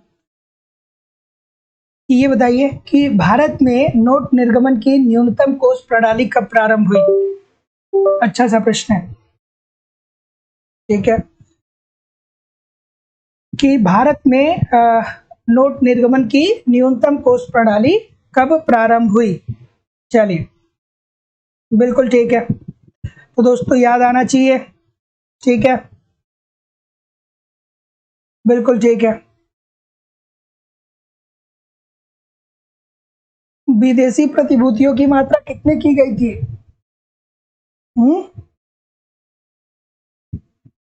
ठीक है, 200 करोड़ की गई थी ना। तो जितने लोग भी सी की बात बोल रहे हैं, 1956 में सभी लोग का उत्तर बिल्कुल ठीक है। तो भारत में नोट निर्गमित की न्यूनतम कोष प्रणाली जो है 1956 में अपनाई गई थी। बिल्कुल ठीक है। अगला, कि यदि किसी उत्पाद पर एक मुश्त कर लगाया जाता है तो इस कर का क्या किया जा सकता है? और जैसा कि मैम ने पहले ही आप लोग को बताया दोस्तों कि आज का सेशन जो होगा वो रोज के सेशन के अपेक्षाकृत थोड़ा सा आसान होगा, ठीक है। चूंकि जानबूझ के सप्ताह में 1-2 सेशन में ऐसा भी कर देता हूं जो थोड़ा सा आसान हो, और ये सारे प्रश्न आपके पीजीटी या टीजीटी में एक बार नहीं कई बार पूछे गए, ठीक है। चलिए अगला प्रश्न आपके सामने ये रहा। क्या उत्तर होगा भाई? ऑप्शन नंबर, यदि किसी उत्पाद पर एक मुश्त कर लगाया जाए तो इस कर का क्या कर सकते हैं भैया? विवर्तन कर सकते हैं कि नहीं कर सकते हैं? कर का विवर्तन किया जा सकता है कि नहीं किया जा सकता है? बिल्कुल ठीक है भैया, विवर्तन संभव नहीं होगा। क्यों नहीं संभव होगा? क्योंकि भैया ये एक मुश्त कर लगाया जाएगा तो जिसके ऊपर लगाया जाएगा उसी को क्या करना पड़ेगा? वहन करना पड़ेगा। और जब वो वहन करेगा भैया तो इसका विवर्तन क्या होगा? संभव नहीं होगा, ठीक है। अगला प्रश्न, कि भारत सरकार द्वारा न्यूनतम वैकल्पिक कर अर्थात मैट की बात कर रहा है, निम्नलिखित में से किस कर के साथ लगाया जाता है? चलिए बताइए, ठीक है, क्या उत्तर होगा भाई? ठीक है, तो आपको पता होना चाहिए कि भारत सरकार द्वारा न्यूनतम वैकल्पिक कर अर्थात मैट को 1997-98 में के बजट में 1 अप्रैल 1997 को वित्त मंत्री पी चिदम्बरम ने लागू किया, ठीक है, सॉरी लागू किया। और न्यूनतम कर मैट को निगम कर के साथ लगाया। तो जितने लोग भी ऑप्शन नंबर क्या बोल रहे हैं? निगम कर की बात बोल रहे हैं, सभी लोग का उत्तर यहाँ पे दोस्तों बिल्कुल ठीक हो जाएगा। तो भारत सरकार द्वारा न्यूनतम वैकल्पिक कर निम्नलिखित में से किस कर के साथ लगाया जाता है? तो निगम कर के साथ लगाया जाता है। अगला प्रश्न है कि एक व्यक्ति से दूसरे व्यक्ति पर कर बाहर के हस्तांतरण को कहते हैं। इजी सा प्रश्न है भाई, ये तो सबको पता होना चाहिए।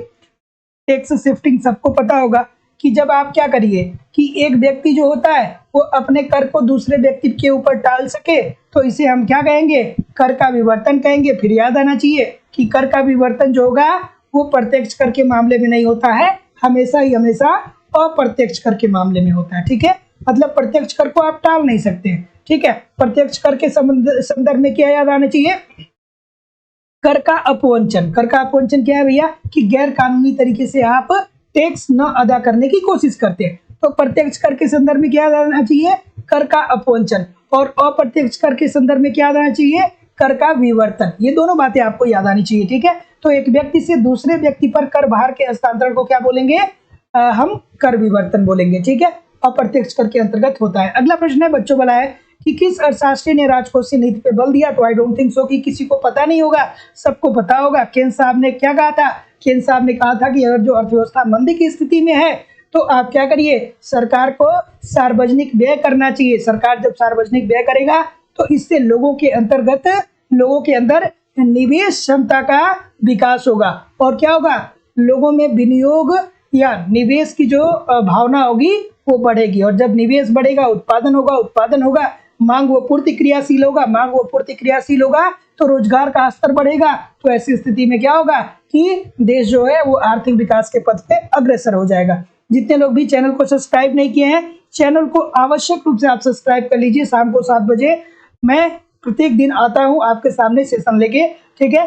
तो चैनल को सब्सक्राइब करके बेल आइकन को जरूर क्लिक कर दीजिए। और जितने लोग भी अभी तक सेशन को लाइक नहीं किए हैं, कृपया करके सेशन को लाइक जरूर कर दिया करिए, निवेदन है सभी लोगों से। चलिए, क्या उत्तर हो जाएगा भाई? ऑप्शन नंबर सी की बात बहुत सारे लोग बोल रहे हैं, 112 की बात कर रहे हैं, ठीक है, बिल्कुल ठीक है। अब यहां से प्रश्न पूछता जाता है कि ये बताइए भैया कि बजट जो है ना, इसका अर्थ क्या किससे निकाला गया है? एक फ्रांसीसी शब्द है, उसी से इसका अर्थ निकाला गया है। तो ये होता है दोस्तों चमड़े का थैला, ठीक है। याद रखिएगा, ये प्रश्न आपके निकटवर्ती एग्जाम में पूछा गया था कि जो बजट शब्द की उत्पत्ति हुई है या इसका एक सामान्य अलग अर्थ है फ्रांसीसी भाषा से जो निकला हुआ है, इसका अर्थ क्या है? तो ये होता है दोस्तों चमड़े का थैला, ठीक है। तो जितने लोग भी 112 बोल रहे हैं सभी लोग का उत्तर बिल्कुल ठीक है। Option number C according to the question this is the right answer हो जाएगा। तो भारतीय संविधान के किस अनुच्छेद के अंतर्गत केंद्रीय बजट पेश किया जाता है? तो 112 अनुच्छेद के अंतर्गत, ठीक है। अगला प्रश्न है कि ये बताइए कि भारत में शून्य आधार बजट किस वर्ष में अपनाया गया? फिर याद आना चाहिए कि भैया शून्य आधार बजट की बात कौन करता है? पीटर पास करते हैं। इसका मतलब क्या होता है कि प्रत्येक मद पे ऐसा विचार किया जाए कि वो नहीं हो, मतलब प्रीवियस ईयर की कोई भी आंकड़े को ध्यान में नहीं रखा जाता है। चलिए, अगला प्रश्न आपका ये रहा, इस प्रश्न का उत्तर करिए। बिल्कुल ठीक है, क्या उत्तर होगा भाई? बिल्कुल ठीक है, बिल्कुल ठीक है। चलिए, जी बोल रहे हैं 87-88 1987-88 कौन थे भैया भारत के वित्त मंत्री उस टाइम? याद करके बताइए मुझे, बहुत बार बताया। पीटर पास साहब याद आने चाहिए कि इन्होंने शून्य आधार बजट की बात की थी। इसके अंतर्गत बजट का निर्धारण करते समय हमें पुराने आंकड़ों का ध्यान नहीं रखना चाहिए, हर मद पे ऐसा विचार करना चाहिए कि वो क्या हो, नहीं हो। अगला प्रश्न आपके सामने रहा कि सार्वजनिक वस्तुओं की बाजार मांग समग्र योग द्वारा प्राप्त की जाती है, क्योंकि जो सार्वजनिक वस्तुएं होती है वो कैसी होती है?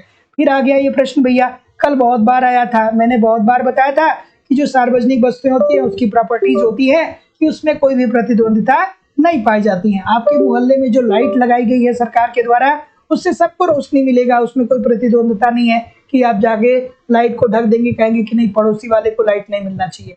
ओपन जिम जो सरकार के द्वारा बनाया जा रहा है, सबके लिए बनाया जा रहा है, बिल्कुल ठीक है। तो जितने लोग भी बीपी सिंह की बात कर रहे हैं एब्सोल्युटली ठीक बोल रहे हैं भैया। अगला प्रश्न आपके सामने रहा कि सार्वजनिक वस्तुओं की बाजार मांग समग्र योग द्वारा प्राप्त होती है, क्योंकि जो सार्वजनिक वस्तुएं होती हैं वो कैसी होती हैं भैया? तो जितने लोग भी सी बोल रहे हैं कि उनके उपयोग में प्रतिरोधी नहीं होते हैं, मतलब उपभोग में कोई प्रतिरोध नहीं होता है, कोई आपको बाधा नहीं पहुंचा सकता है। सार्वजनिक वस्तुओं के संदर्भ में कोई आपको बाधा नहीं पहुंचा सकता है। सरकार जो आपके लिए व्यवस्थाएं करती है आपके लिए क्या है भैया कि सार्वजनिक वस्तुओं का एग्जाम्पल क्या हो जाएगा? एक जो आपके देश की सेना हो गई, जो आपका पुलिस बल हो गया, वो सबके लिए समान रूप से भैया, वो सबके लिए समान रूप से कार्य करता है। मोहल्ले में जो आपके लाइट लगाए जा रहे हैं, मोहल्ले में जो आपके ओपन जिम सरकार के द्वारा बनाए जा रहे हैं, ये सार्वजनिक वस्तु ही तो है। एक तरीके से सड़क है वो भी सार्वजनिक वस्तुओं के ही अंतर्गत आ जाएगा, लेकिन सार्वजनिक और मेरिट वस्तुओं में थोड़ा सा अंतर होता है, ठीक है। जैसे स्वास्थ्य हो गया, शिक्षा हो गया, ये मेरिट वस्तुओं के अंतर्गत आती है, क्योंकि ये भी एक तरीके की सार्वजनिक वस्तु ही होती है, लेकिन इसकी व्यवस्था सरकार करता है, सरकार की जिम्मेदारी होती है, लेकिन आपको उसके लिए क्या करना पड़ता है, कुछ ना कुछ फीस जमा करना पड़ता है। तो क्या होगा कि आपको कोई रोक नहीं सकता है भाई अच्छी शिक्षा लेने से, अच्छी सड़क अच्छे सड़कों पे चलने से। ठीक है, अगला प्रश्न कि किसने कहा कि ठीक है, किसने कहा कि सार्वजनिक व्यय एक दुधारी अस्त्र है? यह समुदाय को काफी लाभ पहुंचा सकता है, परंतु यदि इसका उपयोग अविवेकपूर्ण ढंग से किया जाता है तो ये काफी नुकसान भी पहुंचा सकता है। ये बात किसने कही थी? बिल्कुल ठीक है। चलिए क्या उत्तर होगा भाई? ऑप्शन नंबर, जैसा कि मैं देख पा रहा हूं, बिल्कुल ठीक है, बिल्कुल ऑप्शन नंबर सी सभी लोग बोल रहे हैं। मेहता साहब की बात बोल रहे हैं, जेके मेहता की बात सभी लोग बोल रहे हैं। बिल्कुल ठीक है। जेके मेहता साहब कहते हैं कि जो सरकार के द्वारा व्यय किया जाता है, सार्वजनिक व्यय मतलब क्या, जो सरकार के द्वारा व्यय किया जाता है, जैसे सड़क पे व्यय किया जाता है, ठीक है, जैसे शिक्षा पे व्यय किया जाता है, जैसे स्वास्थ्य पे व्यय किया जाता है, ये क्या है, जैसे कल्याणकारी योजनाओं को बनाने में व्यय किया जाता है, ये क्या है, एक दुधारी अस्त्र है। सॉरी, अगर जो सरकार सावधानी से इन पे खर्च करे तो ये क्या करेगा, समाज को लाभ पहुंचाएगा। लेकिन अब वो अविवेकपूर्ण ढंग से खर्च किया जाएगा तो ये सरकार क्या कर सकता है कि ये समाज को नुकसान भी पहुंचा सकता है। ये जेके मेहता साहब का कहना है। अगला प्रश्न, चलिए अगला प्रश्न है कि प्रेरित विनियोग बढ़ाता है। बढ़िया सा प्रश्न है, मोस्ट इंपॉर्टेंट प्रश्न है। एक तो दोस्तों होता है स्वतंत्र विनियोग और दूसरा जो होता है वो प्रेरित विनियोग। जब आप केंस साहब को पढ़ेंगे तो इस बात को पढ़ेंगे। स्वतंत्र विनियोग स्वतंत्र विनियोग से अभिप्राय क्या है कि जब आप में आपकी आय में कोई परिवर्तन होता है तो भी विनियोग की मात्रा में कोई परिवर्तन नहीं होता है। आपकी आय कम हो या आपकी आय ज्यादा हो, आप विनियोग का स्तर क्या करते हैं, समान बनाए रहते हैं। लेकिन जो प्रेरित विनियोग होता है उसके अंतर्गत क्या होगा भैया? ऑप्शन नंबर, जैसा कि मैं देख पा रहा हूं, क्या उत्तर आ रहा है? ऑप्शन नंबर सी की बात बहुत सारे लोग बोल रहे हैं। सी की बात बहुत सारे लोग बोल रहे हैं। क्या सी सही है? बिल्कुल ठीक है, सी सही है कि बी ठीक होगा? बी होगा ना भैया। प्रेरित विनियोग के से क्या होता है भैया? छोटी सी बात है, लाइफ टाइम के लिए आपको याद रखना है कि आय में वृद्धि के साथ जब आप क्या करते हैं, जब आप निवेश करते हैं, इट मीन जब आप उत्पादन करते हैं, तो उत्पादन के परिणाम स्वरूप वस्तुओं को जब आप मार्केट में बेचते हैं तो उससे आपको आय मिलता है। जब वस्तुओं को मार्केट में बेचते हैं तो आपको आय मिलता है, मतलब जितनी मांग है उसी के अनुसार आप पूर्ति कर रहे हैं। फिर भी मांग बढ़ती जा रही है, आप पूर्ति बढ़ाते जा रहे हैं, मांग बढ़ती जा रही है, आप पूर्ति बढ़ाते जा रहे हैं। तो इसका मतलब कि आपको आय मिल रहा है और आप इस बात की संभावना लगा रहे हैं कि चलिए और हम निवेश करेंगे तो हमको और लाभ होगा। तो आय में वृद्धि के साथ क्या होता है दोस्तों? प्रेरित विनियोग बढ़ता है। किसकी याद यहाँ पे आनी चाहिए थी? किन्स साहब की याद आनी चाहिए। कौन बात करता है? किन्स साहब बात करते हैं। अगला प्रश्न आपके सामने ये रहा कि सापेक्षिक आय परिकल्पना में उपभोग आधारित होता है। दोस्तों प्रत्येक दिन शाम को 7 बजे से हमारी क्लास होती है। जितने लोग भी चैनल को सब्सक्राइब नहीं किए हैं, चैनल को जरूर सब्सक्राइब करके बेल आइकन को दबा लीजिए। रोज मैं जिम्मेदारी और विश्वास के साथ कर रहा हूं दोस्तों कि एग्जाम के दिन तक आपको मैं इतनी प्रैक्टिस कराऊंगा कि आप अगर जो सेशन को देखते रहेंगे ना तो स्वतः ही सारी चीजें आपकी क्लियर होती चली जाएंगी। बस आप 7 से 9 मुझे 2 घंटे का टाइम दीजिए, चैनल को सब्सक्राइब करके बेल आइकन को जरूर क्लिक कर लीजिए। चलिए क्या उत्तर होगा भैया? ऑप्शन नंबर क्या होगा? ऑप्शन नंबर क्या होगा? सापेक्ष आय परिकल्पना में उपभोग आधारित होता है। तो जैसा कि मैं देख पा रहा हूं, किसकी याद आनी चाहिए? सापेक्ष आय परिकल्पना में किसकी याद आनी चाहिए? ड्यूजेनबेरी साहब की याद आनी चाहिए थी कि नहीं आनी चाहिए थी? ठीक है, बिल्कुल ठीक है। क्या कहते हैं? कहते हैं कि किसी परिवार की आय का वह भाग जो उपभोग पर व्यय किया जाता है उस परिवार के निरपेक्ष आय पर निर्भर नहीं, बल्कि अन्य परिवारों जिनके बीच वह रहता है या उनसे संबंध स्थापित करता है उस पर निर्भर करता है। तो जितने लोग भी डी बोल रहे हैं सभी लोग का उत्तर यहाँ पे बिल्कुल ठीक है। सापेक्ष आय परिकल्पना की बात ड्यूजेनबेरी साहब कहते हैं सर्वोच्च विगत उपभोग पर और समकक्ष समूह के वर्तमान उपभोग की माध्यिका मान पर। Option number D, according to the question this is the right answer हो जाएगा। अगला प्रश्न आपके सामने ये रहा, ये बता दीजिए कि किन्स द्वारा लंबित भुगतान प्रणाली को किस उद्देश्य के लिए उपयोगी माना गया है। चलिए, किन्स द्वारा लंबित भुगतान प्रणाली को किस उद्देश्य के लिए उपयोगी माना गया है। ऑप्शन नंबर क्या उत्तर हो जाएगा? बिल्कुल ठीक है, बिल्कुल ठीक है। ऑप्शन नंबर जैसा कि मैं देख पा रहा हूं, बिल्कुल ठीक है। क्या बोल रहे हैं? लंबित भुगतान प्रणाली, आराम से करिएगा, ठीक है, बिल्कुल ठीक है। तो लंबित भुगतान प्रणाली के अंतर्गत क्या होता है दोस्तों? इसके अंतर्गत लोगों की जो बचत क्षमता है उसको एक तरीके से कहीं ना कहीं ज्यादा करने का प्रयास किया जाता है। और जब बचत ज्यादा होगा दोस्तों तो जाहिर सी बात है कि वो मुद्रा की मात्रा कम थ्रो करेंगे मार्केट में, और जब मुद्रा की मात्रा कम थ्रो करेंगे मार्केट में तो मुद्रास्फीति पे अर्थात महंगाई पे क्या आ जाएगा? नियंत्रण आ जाएगा। Option number A this is the right answer हो जाएगा। उत्पादन और रोजगार निर्धारण का क्लासिकल विश्लेषण कहलाता है। चलिए, इजी सा प्रश्न है भाई, इजी सा प्रश्न है, बिल्कुल ठीक है, बिल्कुल ठीक है, बिल्कुल ठीक है। तो ऑप्शन नंबर क्या हो जाएगा? ये तो सबको पता होना चाहिए, बहुत बार हम लोगों ने किया है। ये स्थैतिक विश्लेषण है ना, ये स्थैतिक विश्लेषण ही तो है, सबको पता होना चाहिए, बहुत बार किया गया। तो उत्पादन और रोजगार निर्धारण का क्लासिकल विश्लेषण जो है ये स्थैतिक विश्लेषण के अंतर्गत आता है। एकाधिकारी प्रतियोगिता से अभिप्राय क्या होता है? मोस्ट इंपॉर्टेंट प्रश्न, एकाधिकारी प्रतियोगिता से अभिप्राय क्या होता है, बताइए। अब यहाँ पे याद आना चाहिए किसकी? एकाधिकार की बात आ रही है तो भैया अगर जो आपको चेम्बरलिन नहीं याद आ रहे हैं तो अच्छी बात नहीं है, ठीक है। चेम्बरलिन और श्रीमती जॉन रॉबिन्सन, ये लोग याद आने चाहिए, ठीक है। चलिए, ऑप्शन नंबर क्या हो जाएगा? बिल्कुल, एकाधिकार प्रतियोगिता से अभिप्राय क्या है? चलिए बताइए। ऑप्शन नंबर सी बोल रहे हैं, तो जितने लोग भी सी की बात बोल रहे हैं सभी लोग का उत्तर यहाँ पे बिल्कुल ठीक हो जाएगा कि उत्पादक तो बहुत ज्यादा होते हैं लेकिन भैया ये निकट स्थापन वस्तुओं का उत्पादन नहीं करते हैं और वस्तुएं अलग अलग पाई जाती हैं, अर्थात वस्तुओं में क्या पाया जाता है? विभेदीकरण पाया जाता है। तो जितने लोग भी सी बोल रहे हैं बिल्कुल ठीक है। फिर आपको वो भी याद आ जाना चाहिए था, क्या? या तो कीमत या तो उत्पादन की मात्रा को निर्धारित कर सकता है। ये सारे प्रश्न दिमाग में चलने चाहिए भैया। अगला प्रश्न है कि एकाधिकारी प्रतिस्पर्धा की मुख्य विशेषता क्या है? चलिए भैया, बिल्कुल ठीक है कि एकाधिकारिक प्रतिस्पर्धा की मुख्य विशेषता क्या है? चलिए, क्या विशेषता है भैया, बता दीजिए। ऑप्शन नंबर क्या हो जाएगा? तो ये बात तो सबको पता होगा कि उत्पाद विभेदीकरण पाया जाता है, ठीक है। उत्पाद विभेदीकरण पाया जाता है। एकाधिकार के अंतर्गत क्या पाया जाता है? उत्पाद विभेदीकरण पाया जाता है। जैसा कि आप देख सकते हैं दोस्तों कि आपके मोहल्ले में जो समोसे की दुकान होती है वो क्या करते हैं? वो सुबह में आलू बॉयल कर लेते हैं, ठीक है।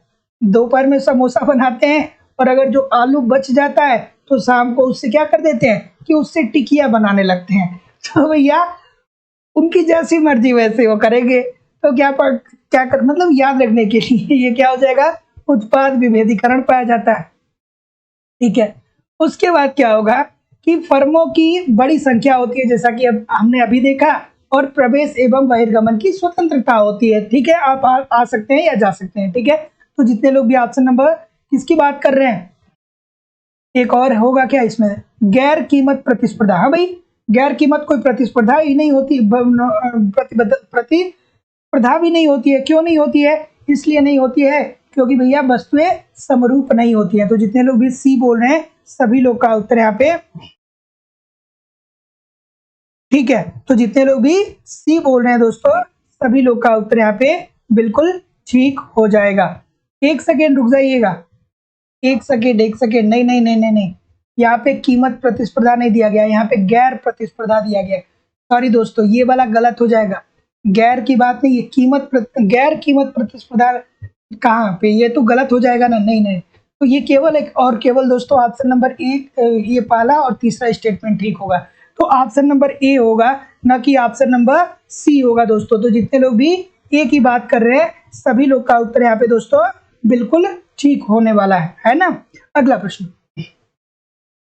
पूर्ण प्रतियोगिता में एक फर्म का मांग वक्र होता है। पूर्ण प्रतियोगिता में एक फर्म का मांग वक्र होता है। सीधी सी बात हो जाएगी भैया, आपको याद आ जाना चाहिए। अगर जो आपने कॉन्सेप्ट पढ़ा है तो आपको याद आना चाहिए कि यहाँ पे क्या होता है दोस्तों।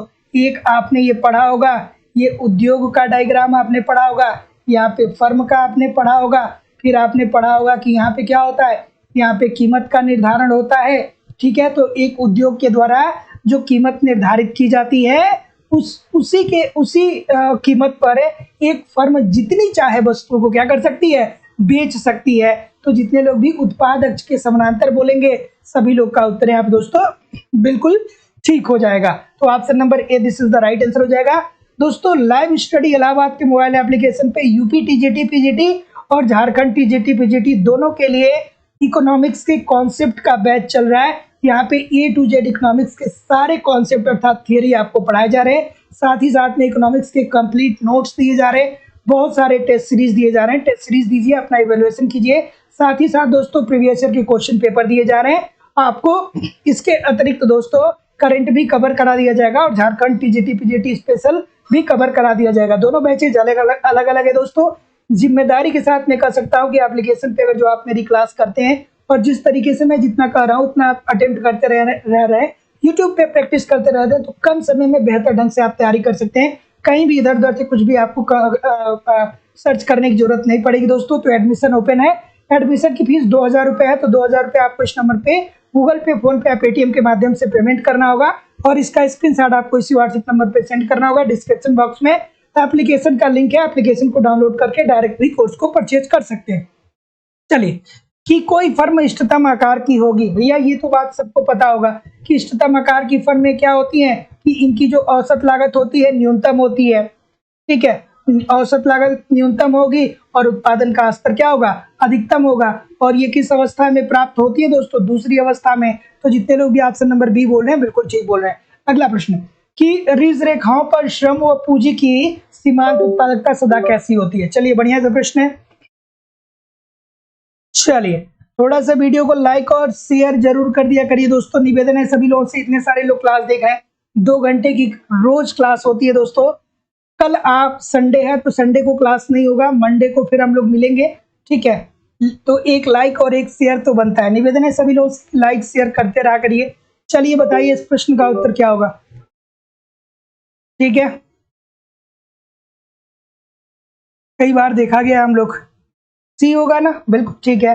तो ऋण रेखाओं पर श्रम व पूंजी की सीमांत उत्पादकता सदा क्या होती है, शून्य होती है। ऐसे प्रश्नों के लिए दोस्तों आपको कॉन्सेप्ट पढ़ना पड़ेगा। ठीक है, अगला प्रश्न है कि निम्नलिखित में से किस अर्थशास्त्री ने उपभोक्ता की बचत को क्रेता की बचत के नाम से अभिग्रहित किया। चलिए बताइए, किसने कहा कि जो उपभोक्ता की बचत होती है वही क्रेता की बचत होती है, क्योंकि जो क्रेता होता है वही उपभोक्ता होता है, जो खरीदेगा वही तो उपभोग करेगा। ठीक है, चलिए बता दीजिए मुझे। कल संडे है तो कल आप लोग की क्लास नहीं हो पाएगी दोस्तों। मंडे से फिर हम लोग लगातार मिलेंगे और अगले संडे को क्लास होगा महामैराथन का। ठीक है, चलिए इस प्रश्न का उत्तर करिए। थोड़ा सा वीडियो को लाइक शेयर जरूर कर दिया करिए। चलिए बताइए, ऑप्शन नंबर बी होल्डिंग साहब की तरफ जा रहे हैं। तो जितने लोग भी बी बोल रहे हैं सभी लोग का उत्तर बिल्कुल ठीक है।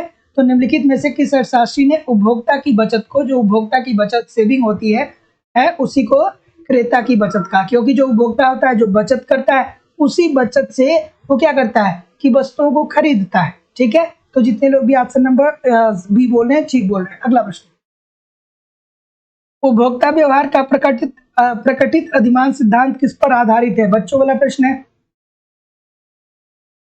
ठीक है, उपभोक्ता व्यवहार का प्रकटित अधिमान सिद्धांत, इजी सी बात है भैया, किसकी याद आनी चाहिए, प्रोफेसर सैमुअल्सन साहब की। उपभोक्ता व्यवहार का प्रकटित अधिमान सिद्धांत किसने दिया था, सैमुअल्सन साहब ने दिया था। ठीक है, किसकी बात करते हैं, इसकी बात करते हैं।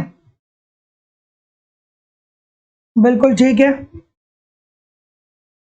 देखिए, जल्दीबाजी में करेंगे तो गलत होगा, ठीक है? क्योंकि अमूमन जो प्रश्न में दिया जाता है, अगर जो आपने इसके कॉन्सेप्ट के को नहीं पढ़ा है और अगर जो केवल आप प्रीवियस ईयर क्वेश्चन से रट लिए हैं, तो आप ऑप्शन नंबर बी की तरफ मूव कर जाएंगे, इसमें कहीं कोई दो राय नहीं है, ठीक है? लेकिन ये बात संगतता की भी करते हैं और मांग की धनात्मक आय लोच की भी बात करते हैं। तो जितने लोग भी ऑप्शन नंबर डी बोल रहे हैं, उपरोक्त सभी लोग का उत्तर यहाँ पे बिल्कुल ठीक है। अगला प्रश्न, संतुष्टि के स्तर बिंदु पर सीमांत उपयोगिता की प्रवृत्ति होती है। चलिए, इस प्रश्न का उत्तर करिए। और देखिए दोस्तों, बहुत सारे लोग पूछते रहते हैं कि सर कैसे एग्जाम को क्रैक किया जाए। देखिए, एग्जाम को क्रैक करने का बस एक उपाय है कि आप निरंतर प्रयास करते जाइए। निरंतर प्रयास करेंगे, बीच बीच में बहुत सारे चैलेंजेस आएंगे, थोड़ा सा कष्ट होगा, जब पढ़ेंगे तो कभी थोड़ा सा आलस लगेगा, और भी बहुत सारी आपकी निजी समस्याएं भी हो सकती हैं, बहुत सारी समस्याएं आएंगी। लेकिन इस समस्याओं का सामना करते हुए भी जो अपनी स्टडी को आगे बढ़ाता रहता है, निरंतर कार्य करता रहता है, उसको सफलता दोस्तों मिलती है। नहीं तो इस पृथ्वी में भरे पड़े हुए लोग हैं कि सर आप क्या समझेंगे, हम ऐसी परिस्थिति में हैं कि हम पढ़ ही नहीं सकते। पता है, जिंदगी में जो चीज, जो परिस्थिति हमारी होती है ना, उससे कहीं बदतर हम लोग बना लेते हैं अपने सोच के माध्यम से। चीजें उतनी भी बुरी नहीं होती हैं जितनी हम सोच सोच के बना लेते हैं। आपकी परिस्थिति उतनी भी खराब नहीं है, लेकिन फिर भी हम सोचते हैं ये है, वो है, ऐसे है, वैसे है, केवल सोच से उसको और बुरा बना लेते हैं। और कंडीशन है यार, सबकी लाइफ में कोई ना कोई समस्या है, ठीक है? तो ये एक्सक्यूज बिल्कुल नहीं बनता है कि हमारी स्थिति अभी ठीक नहीं है इसलिए हम पढ़ाई नहीं कर पा रहे। अगला प्रश्न आपके सामने ये रहा। तो जितने लोग भी क्या बोल रहे हैं, सी बोल रहे हैं, शून्य होगी, बिल्कुल ठीक है। अगर जो आपको संतुष्टि मिल जाएगा तो सीमांत उपयोगिता आपकी क्या हो जाएगी भैया, शून्य हो जाएगी। इजी सी बात है। भूख आपको लगी है तो भैया उस फूड की जरूरत आपको बहुत होगी, ठीक है? आपको फूड की जरूरत बहुत ज्यादा होगी, लेकिन जैसे ही आपकी भूख मिट जाएगी, आपको कोई कुछ भी ला करके दे दे, उसकी उपयोगिता आपके लिए क्या हो जाएगी, शून्य हो जाएगी। तो ऑप्शन नंबर क्या हो जाएगा, C, this is the right answer हो जाएगा। अगला, कि एक वस्तु विलासिता की श्रेणी में आती है जब उसकी मांग की लोच होगी। बस एक बात समझिए, जब भी कोई समस्या आ जाए ना, तो अपने आप को सोचिए यार हमसे बड़ा कोई नहीं है। कितनी भी बड़ी समस्या हो, कितना भी बड़ा कष्ट हो आपके अंदर, ठीक है यार, मुझसे बड़ा कोई नहीं है, ठीक है, हम अपना काम करते रहेंगे, उसको दिमाग पे हावी होने ही नहीं देंगे। अभी कुछ महीनों की बात है, कुछ सालों की बात है, सफलता मिल जाएगी तो फिर सब कुछ नॉर्मल हो जाएगा। चलिए, अगला प्रश्न आपके सामने ये रहा। क्या उत्तर होगा भाई? ऑप्शन नंबर, कि एक वस्तु विलासिता की श्रेणी में आती है, उसकी मांग की लोच होगी। अब विलासिता की श्रेणी के वस्तुओं की, जब विलासिता की वस्तुओं की बात हो तो फिर आपको याद आनी चाहिए कि अच्छा सर, ऐसी वस्तुएं जो जीवन जीने के लिए बहुत ज्यादा उपयोगी नहीं है, लेकिन हम अपने सुविधा के लिए इसका इस्तेमाल करते हैं। जैसे क्या हो गया, एयर कंडीशन हो गया, फ्रिज हो गया, टेलीविजन हो गया, रेडियो हो गया, ये क्या जीवन जीने के लिए, कार हो गया, वॉशिंग मशीन हो गया, ये जीवन जीने के लिए बहुत ज्यादा जरूरी नहीं है, लेकिन फिर भी हम अपनी सुविधा के लिए इसका इस्तेमाल करते हैं, ठीक है? और फिर आपको याद आना चाहिए कि विलासिता की वस्तुओं के संदर्भ में भैया एक कंडीशन वो भी हम लोग पढ़ते हैं, जहाँ पे कुछ लोग क्या करते हैं कि जब इन वस्तुओं की कीमतों में वृद्धि होती है तो अपने मांग को कम नहीं करते हैं, अपने मांग को पहले की जैसा ही बनाए रखते हैं, ठीक है? तो जितने लोग भी बी की बात बोल रहे हैं, सभी लोग का उत्तर यहाँ पे बिल्कुल ठीक हो जाएगा। इकाई से अधिक, जो अभी मैंने बात बोली है उसे कौन सा प्रभाव बोलते हैं, कमेंट करके बताइए कि अगर जो इस प्रभाव को क्या बोलते हैं जो मैं बोल रहा हूँ।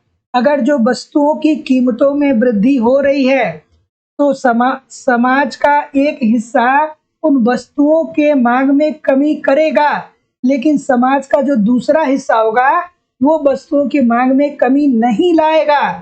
ये कौन से प्रभाव की बात हो रही है, कमेंट करके बताइए। ठीक है, इस प्रश्न का उत्तर करिए। चलिए चलिए, क्या उत्तर होगा भाई? कि जब एक वस्तु की मांग में अनुपातिक परिवर्तन कीमत में अनुपातिक परिवर्तन से अधिक होता है तो ये स्थिति कहलाती है, क्या कहलाता है भाई? बता दीजिए मुझे। ऑप्शन नंबर, बिल्कुल ठीक है, बिल्कुल। तो स्नाब प्रभाव की बात जितने लोग भी कर रहे हैं वो ठीक कर रहे हैं। जब किसी वस्तु की कीमतों में वृद्धि होता है तो जहाँ एक समुदाय के लोग उसकी मांग में कमी करते हैं, दूसरे समुदाय के लोग मांग में कमी नहीं करते हैं, इसे हम क्या बोलते हैं? स्नाब वस्तुएं बोलते हैं। ठीक है, स्नॉब वस्तुएं बोलते हैं। तो जितने लोग भी क्या बोल रहे हैं? स्नाब प्रभाव बोलते हैं। ठीक है, तो जितने लोग भी क्या बोल रहे हैं यहाँ पे? बी बोल रहे हैं, बी बोल रहे हैं या डी बोल रहे हैं? आराम से करिएगा इस प्रश्न का उत्तर, बहुत सारी गलतियां हो रही हैं। तो जैसा कि मैं देख पा रहा हूं, क्या बोल रहे हैं भाई? ऑप्शन नंबर डी जितने लोग भी बोल रहे हैं कि अत्यधिक लोचदार मांग, सभी लोग का उत्तर यहाँ पे बिल्कुल ठीक है। तो जब एक वस्तु की मांग में अनुपातिक परिवर्तन कीमत में अनुपातिक परिवर्तन से अधिक है तो ये स्थिति जो है ये क्या होती है? अत्यधिक लोचदार मांग की होती है। Option number D according to the question this is the right answer यहाँ पे हो जाएगा। आपने अगर जो कॉन्सेप्ट पढ़ा होगा तो कुछ इस प्रकार का ग्राफ आपने पढ़ा होगा। अगला प्रश्न, लोचशीलता निम्नलिखित सूत्र के प्रयोग द्वारा ज्ञात की जा सकती है। दोस्तों कल संडे है, संडे को आपकी क्लास कल नहीं होगी, मंडे से फिर लगातार क्लास होती है। तो जो लोग भी नया ज्वाइन किए हैं मुझे क्लास को, वो मंडे से आप मुझे 7 से 9 लगातार 2 घंटे ज्वाइन कर सकते हैं। सब्सक्राइब नहीं किए चैनल को तो चैनल को सब्सक्राइब करके बेल आइकन को जरूर क्लिक कर दीजिए। ठीक है, अगला प्रश्न है कि लोचशीलता निम्नलिखित सूत्र के प्रयोग द्वारा ज्ञात किया जा सकता है। तो क्या उत्तर हो जाएगा? अब लोचशीलता का आशय क्या होता है भैया? यही तो होता है ना कि किसी आर्थिक चर के बदलने पर किसी दूसरे चर में होने वाले परिवर्तन की मात्रा को ये बताता है। यही तो होता है ना लोचशीलता का सूत्र। ठीक है, तो ऑप्शन नंबर क्या बोल रहे हैं? सभी लोग सी बोल रहे हैं, सब लोग सी बोल रहे हैं, सभी लोग सी बोल रहे हैं भाई, सभी लोग सी बोल रहे हैं।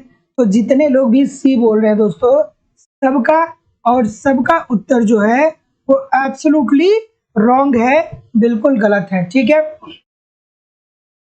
ईपी इज इक्वल टू हो जाएगा Q1 माइनस Q2 अपान Q2 plus Q2 into P1 plus P2 अपान P1 माइनस P2।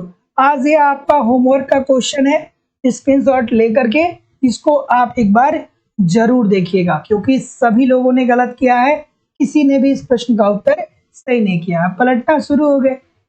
ठीक है, ठीक है ना? क्या होने लगा? परिवर्तन होने लगा। अब इस प्रश्न को, बिल्कुल ठीक है, ठीक है। तो अब इस प्रश्न को जो सही कर देगा भैया वो एग्जाम में बहुत आगे चला जाएगा। व्युत्पन्न मांग का अर्थ क्या होता है बता दीजिए। चलिए, व्युत्पन्न मांग का अर्थ क्या होता है? इस प्रश्न को एक बार सर्च करिएगा जरूर। ठीक है, चलिए क्या उत्तर होगा? व्युत्पन्न मांग का अर्थ क्या होगा? तो जैसा कि मैं देख पा रहा हूं, चलिए ठीक है, चलिए कि व्युत्पन्न मांग का अर्थ है, ऑप्शन नंबर डी बोल रहे हैं। तो आप सभी लोग को पता होगा दोस्तों कि व्युत्पन्न मांग का अर्थ होता है एक उत्पादन के साधनों की मांग, अर्थात उत्पादन के साधनों की मांग उसकी सीमांत उत्पादकता पे क्या करती है? निर्भर करती है। तो जितने लोग भी डी बोल रहे हैं सभी लोग का उत्तर यहाँ पे बिल्कुल ठीक हो जाएगा। Option number D this is the right answer हो जाएगा, एक उत्पादन के साधन की मांग पे। अगला प्रश्न आपके सामने ये रहा कि दिए गए सूची 1 को सूची 2 से सुमेलित कर दीजिए भैया। यहाँ से प्रश्न आता है बहुत बार, यहाँ से प्रश्न बहुत बार पूछा गया है। बताइए इस प्रश्न का उत्तर। चलिए क्या उत्तर होगा, जैसा कि मैं देख पा रहा हूं। चलिए आराम से करिएगा। और दोस्तों जितने लोग भी अभी तक लाइक और शेयर नहीं किए हैं, कृपया करके सेशन को लाइक और शेयर कर दीजिए। चलिए क्या उत्तर होगा भाई। ऑप्शन नंबर, अच्छा ऑप्शन तो इसमें कुछ दिया ही नहीं गया है, ऑप्शन तो इसमें कुछ है ही नहीं। कोई दिक्कत नहीं है, सुमेलित आप कर सकते हैं, इतने तो जानकार आप हैं ही। ठीक है, तो n is equal to P K की बात जो करते हैं वो कौन करता है, क्यू साहब करते हैं। m is equal to P K T की बात जो करते हैं वो रॉबर्टसन साहब करते हैं, बिल्कुल ठीक है। p इज इक्वल टू के आर अपान एम की जो बात करते हैं ये भैया पीगू साहब करते हैं। पीगू साहब कहाँ है, हाँ बिल्कुल ठीक है। और m इज इक्वल टू के पी वाई की बात जो है वो अल्फ्रेड मार्शल साहब करते हैं। तो आई थिंक कि 2 4 1 3 सभी लोग कर रहे हैं ना, ठीक कर रहे हैं। अगला, मुद्रा के परिमाण सिद्धांत का फीसर का संशोधित समीकरण क्या है। ठीक है भैया बता दीजिए। पहले क्या दिया था, M V is equal to P T की बात की थी, फिर M V is equal to P T को बदल करके क्या बताइए। ठीक है, ऑप्शन नंबर, ठीक है, M V is equal to P T बाद में संशोधित करके क्या बताया, जैसा कि मैं देख पा रहा हूँ बी बोल रहे हैं ना, M V is equal to P T plus M dash V dash. M dash यहाँ पे क्या हो गया, एम डैश जो हो गया वो साख मुद्रा हो गया, और वी डैश जो हो गया वो क्या हो गया, साख मुद्रा का संचालन वेग हो गया। तो जितने लोग भी बी बोल रहे हैं सभी लोग का उत्तर ठीक है। अगला, तृतीय कार्यशील समूह 1998 के प्रतिवेदन के अनुसार भारतीय रिजर्व बैंक द्वारा कुल मुद्रा पूर्ति को मापने के लिए निम्न में से कौन सा माप का प्रयोग किया गया है। चलिए भैया बताइए। और दोस्तों रेगुलर क्लास को ज्वाइन करते रहिए, मंडे से अर्थात कल नहीं, कल क्लास नहीं होगी, सोमवार से आपकी निरंतर क्लास चलेगी।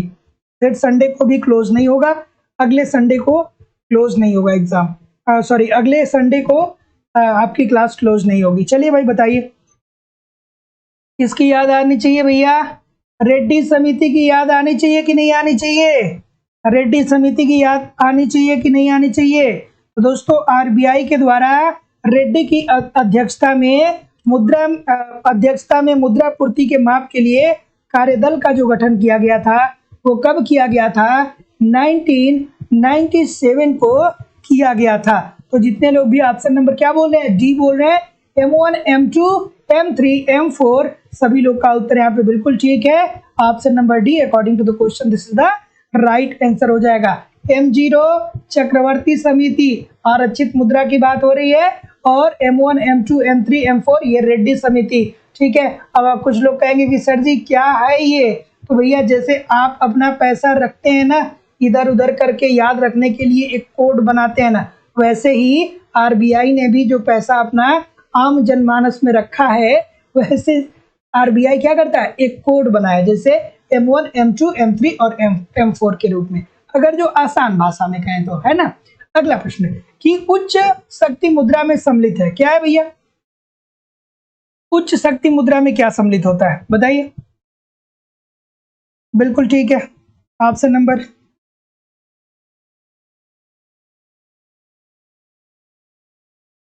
ठीक है, याद आया, H is equal to C plus R की याद आई।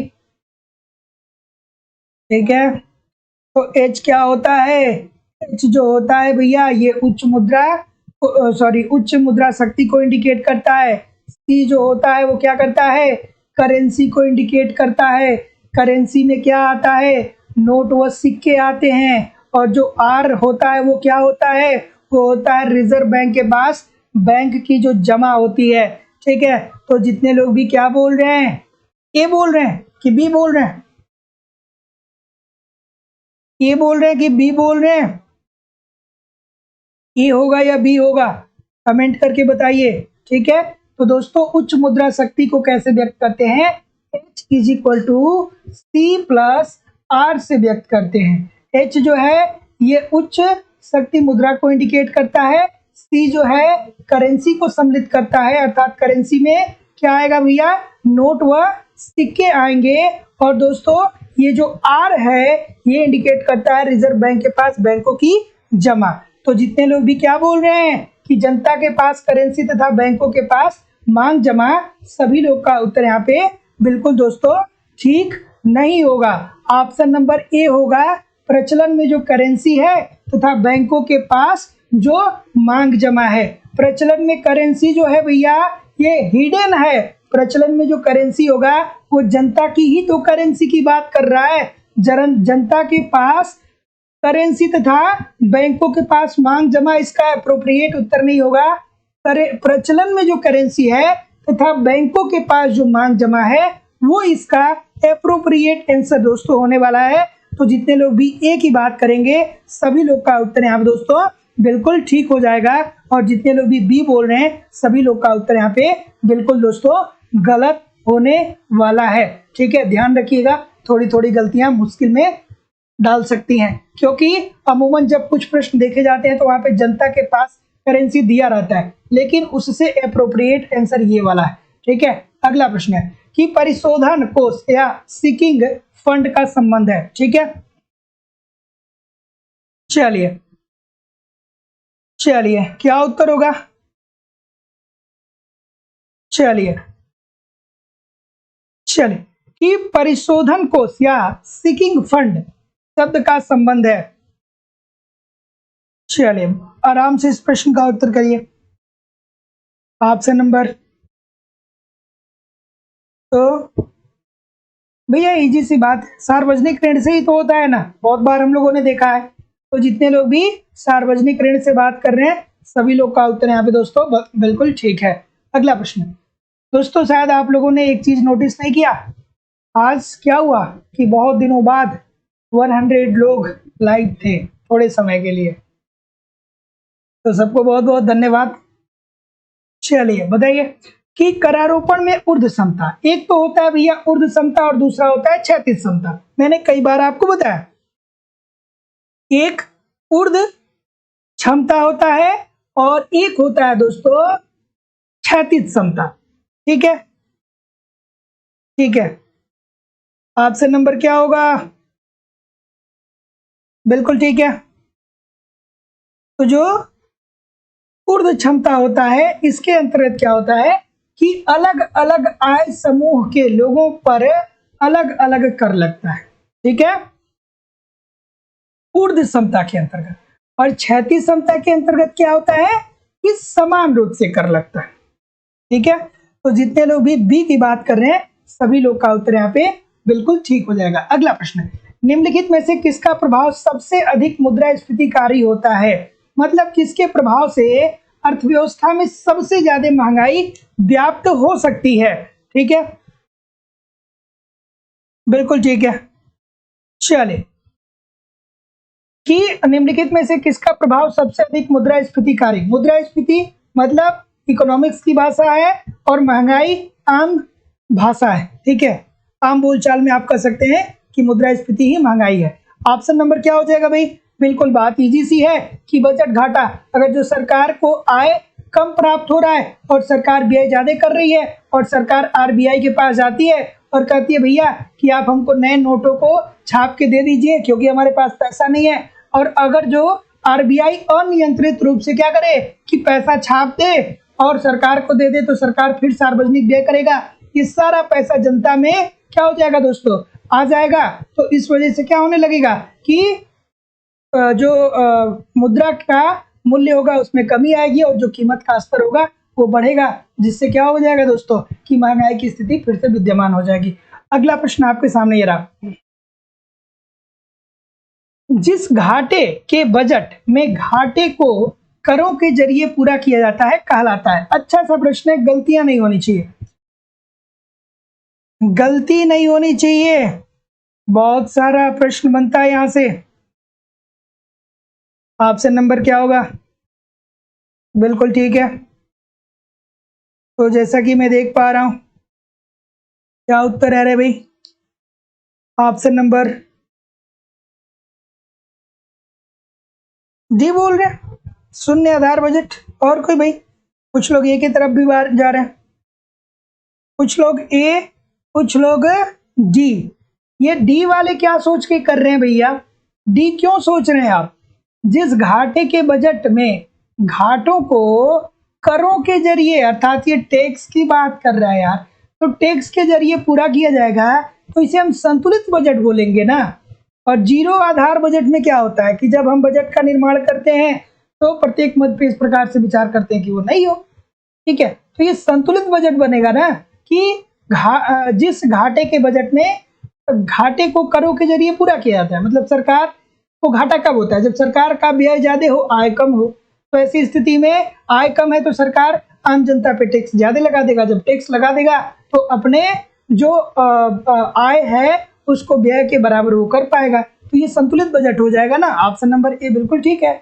अगला प्रश्न कि केंद्र सरकार के विकास व्यय में सम्मिलित नहीं है। केंद्र सरकार के विकास व्यय मतलब केंद्र सरकार का ऐसा व्यय जो अर्थव्यवस्था में विकास करने के लिए रिस्पॉन्सिबल होता है, इसमें से कौन सा सम्मिलित नहीं है आपको बताना है। चलिए बताइए इस प्रश्न का उत्तर, क्या उत्तर हो जाएगा?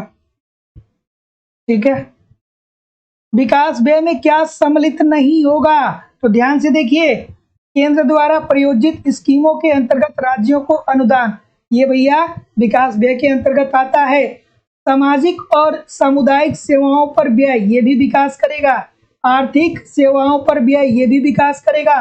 लेकिन जो रक्षा पे व्यय होता है, ये जो है दोस्तों, ये सरकार के विकास व्यय में सम्मिलित नहीं होगा, क्योंकि सरकार ने अगर जो सैनिकों को बंदूकें खरीद के दे दी, गोलियां खरीद के दे दी, तो अगर जो हमारा सैनिक एक गोली चला देगा तो वो गोली किसी विकास के काम में नहीं आएगा, वो दुश्मन के विनाश के काम में आएगा, है कि नहीं? ये रक्षा पे जो व्यय होगा, जो हमारी सेना है जो बंदूकें इस्तेमाल करती है, जो गोलियां इस्तेमाल होती हैं, उसको एक बार अगर जो हमारे क्या किया, हमारी सेना ने किस दुश्मन के ऊपर चला दिया, तो भैया उस गोली का जो पैसा गवर्नमेंट ने खत्म कर दिया था वो उत्पादक थोड़ी होगा। तो option number C this is the right answer हो जाएगा। अगला प्रश्न आपके सामने ये रहा कि सामाजिक वस्तुओं के संदर्भ में विभिन्न उपभोक्ताओं के लिए कौन सी बातें ठीक है? क्या उत्तर हो जाएगा? बिल्कुल ठीक है। ऑप्शन नंबर क्या हो जाएगा?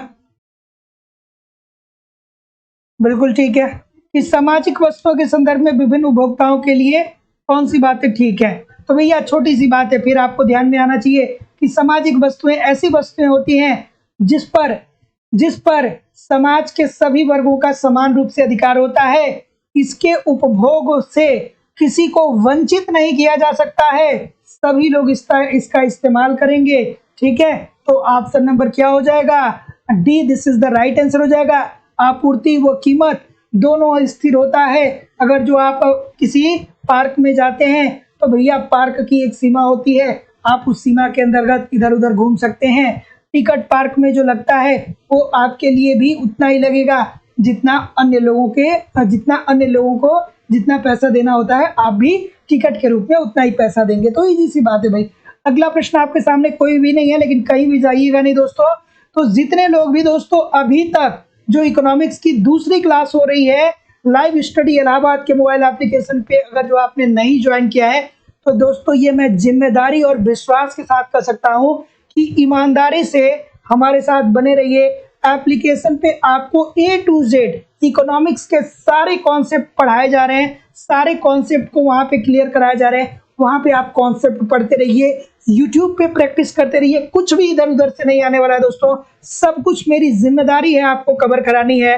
साथ ही साथ दोस्तों यहाँ पे आपको कंप्लीट थियरी पढ़ाने के साथ साथ आपको कंप्लीट इकोनॉमिक्स का नोट्स भी दिया जा रहा है, ताकि नोट्स को आप क्या कर सकें, बार बार रिवीजन करके इकोनॉमिक्स की बेहतर तैयारी आप कर सकें। साथ ही साथ दोस्तों यहाँ पे बहुत सारे टेस्ट सीरीज आपको दिए जा रहे हैं। टेस्ट दीजिए, अपना इवेल्युएशन करिए कि आपकी तैयारी आपके एग्जाम के लिए कैसी हो रही है और आपके एग्जाम में किस प्रकार के प्रश्न पूछे जाते हैं।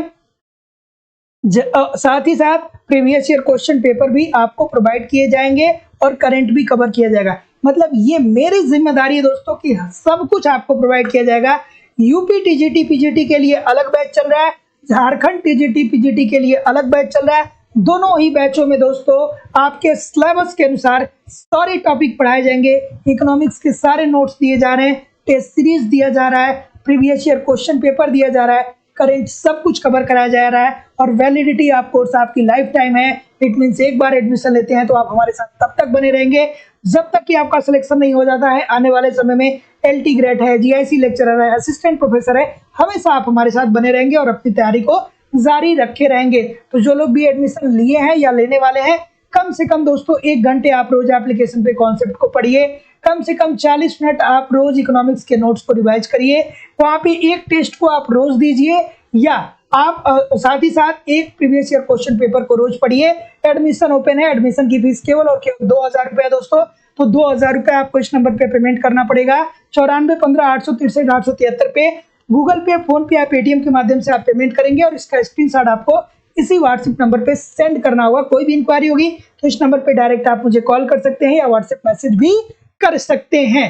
डिस्क्रिप्शन बॉक्स में एप्लीकेशन का लिंक है, एप्लीकेशन को डाउनलोड करके डायरेक्ट भी कोर्स वहां से परचेज कर सकते हैं। दोस्तों मैं जिम्मेदारी के साथ कर सकता हूं कि जो स्ट्रेटेजी मेरे द्वारा अपनाई जा रही है, एग्जाम आने तक सब कुछ आपका कवर हो जाएगा। कम समय में आप ज्यादा तैयारी दोस्तों कर सकते हैं। अगर जो आपको इकोनॉमिक्स का केवल नोट चाहिए, केवल टेस्ट सीरीज चाहिए, केवल प्रीवियस ईयर क्वेश्चन पेपर चाहिए, तो भी दोस्तों आप इस नंबर पे मुझे कॉल कर सकते हैं या व्हाट्सएप मैसेज कर सकते हैं। इकोनॉमिक्स का कंप्लीट नोट्स भी उपलब्ध है लाइफ टाइम की वैलिडिटी के साथ। टेस्ट सीरीज में 10 टेस्ट पेपर आपको मिलेंगे, साथ ही साथ प्रीवियस ईयर में A to Z सारे प्रीवियस ईयर के क्वेश्चन मिलेंगे। ठीक है, thank you very much everybody. चलिए मैं आपकी कमेंट को यहाँ पे अब पढ़ता हूँ। चलिए, तस्नीम खान जी, जयंत जी, सुमन जी, अफजल जी, विकास जी, अनिल जी, शिवानी जी, संजय जी, सुरेंद्र जी, मीनू जी, निरुपमा जी, अशोक जी,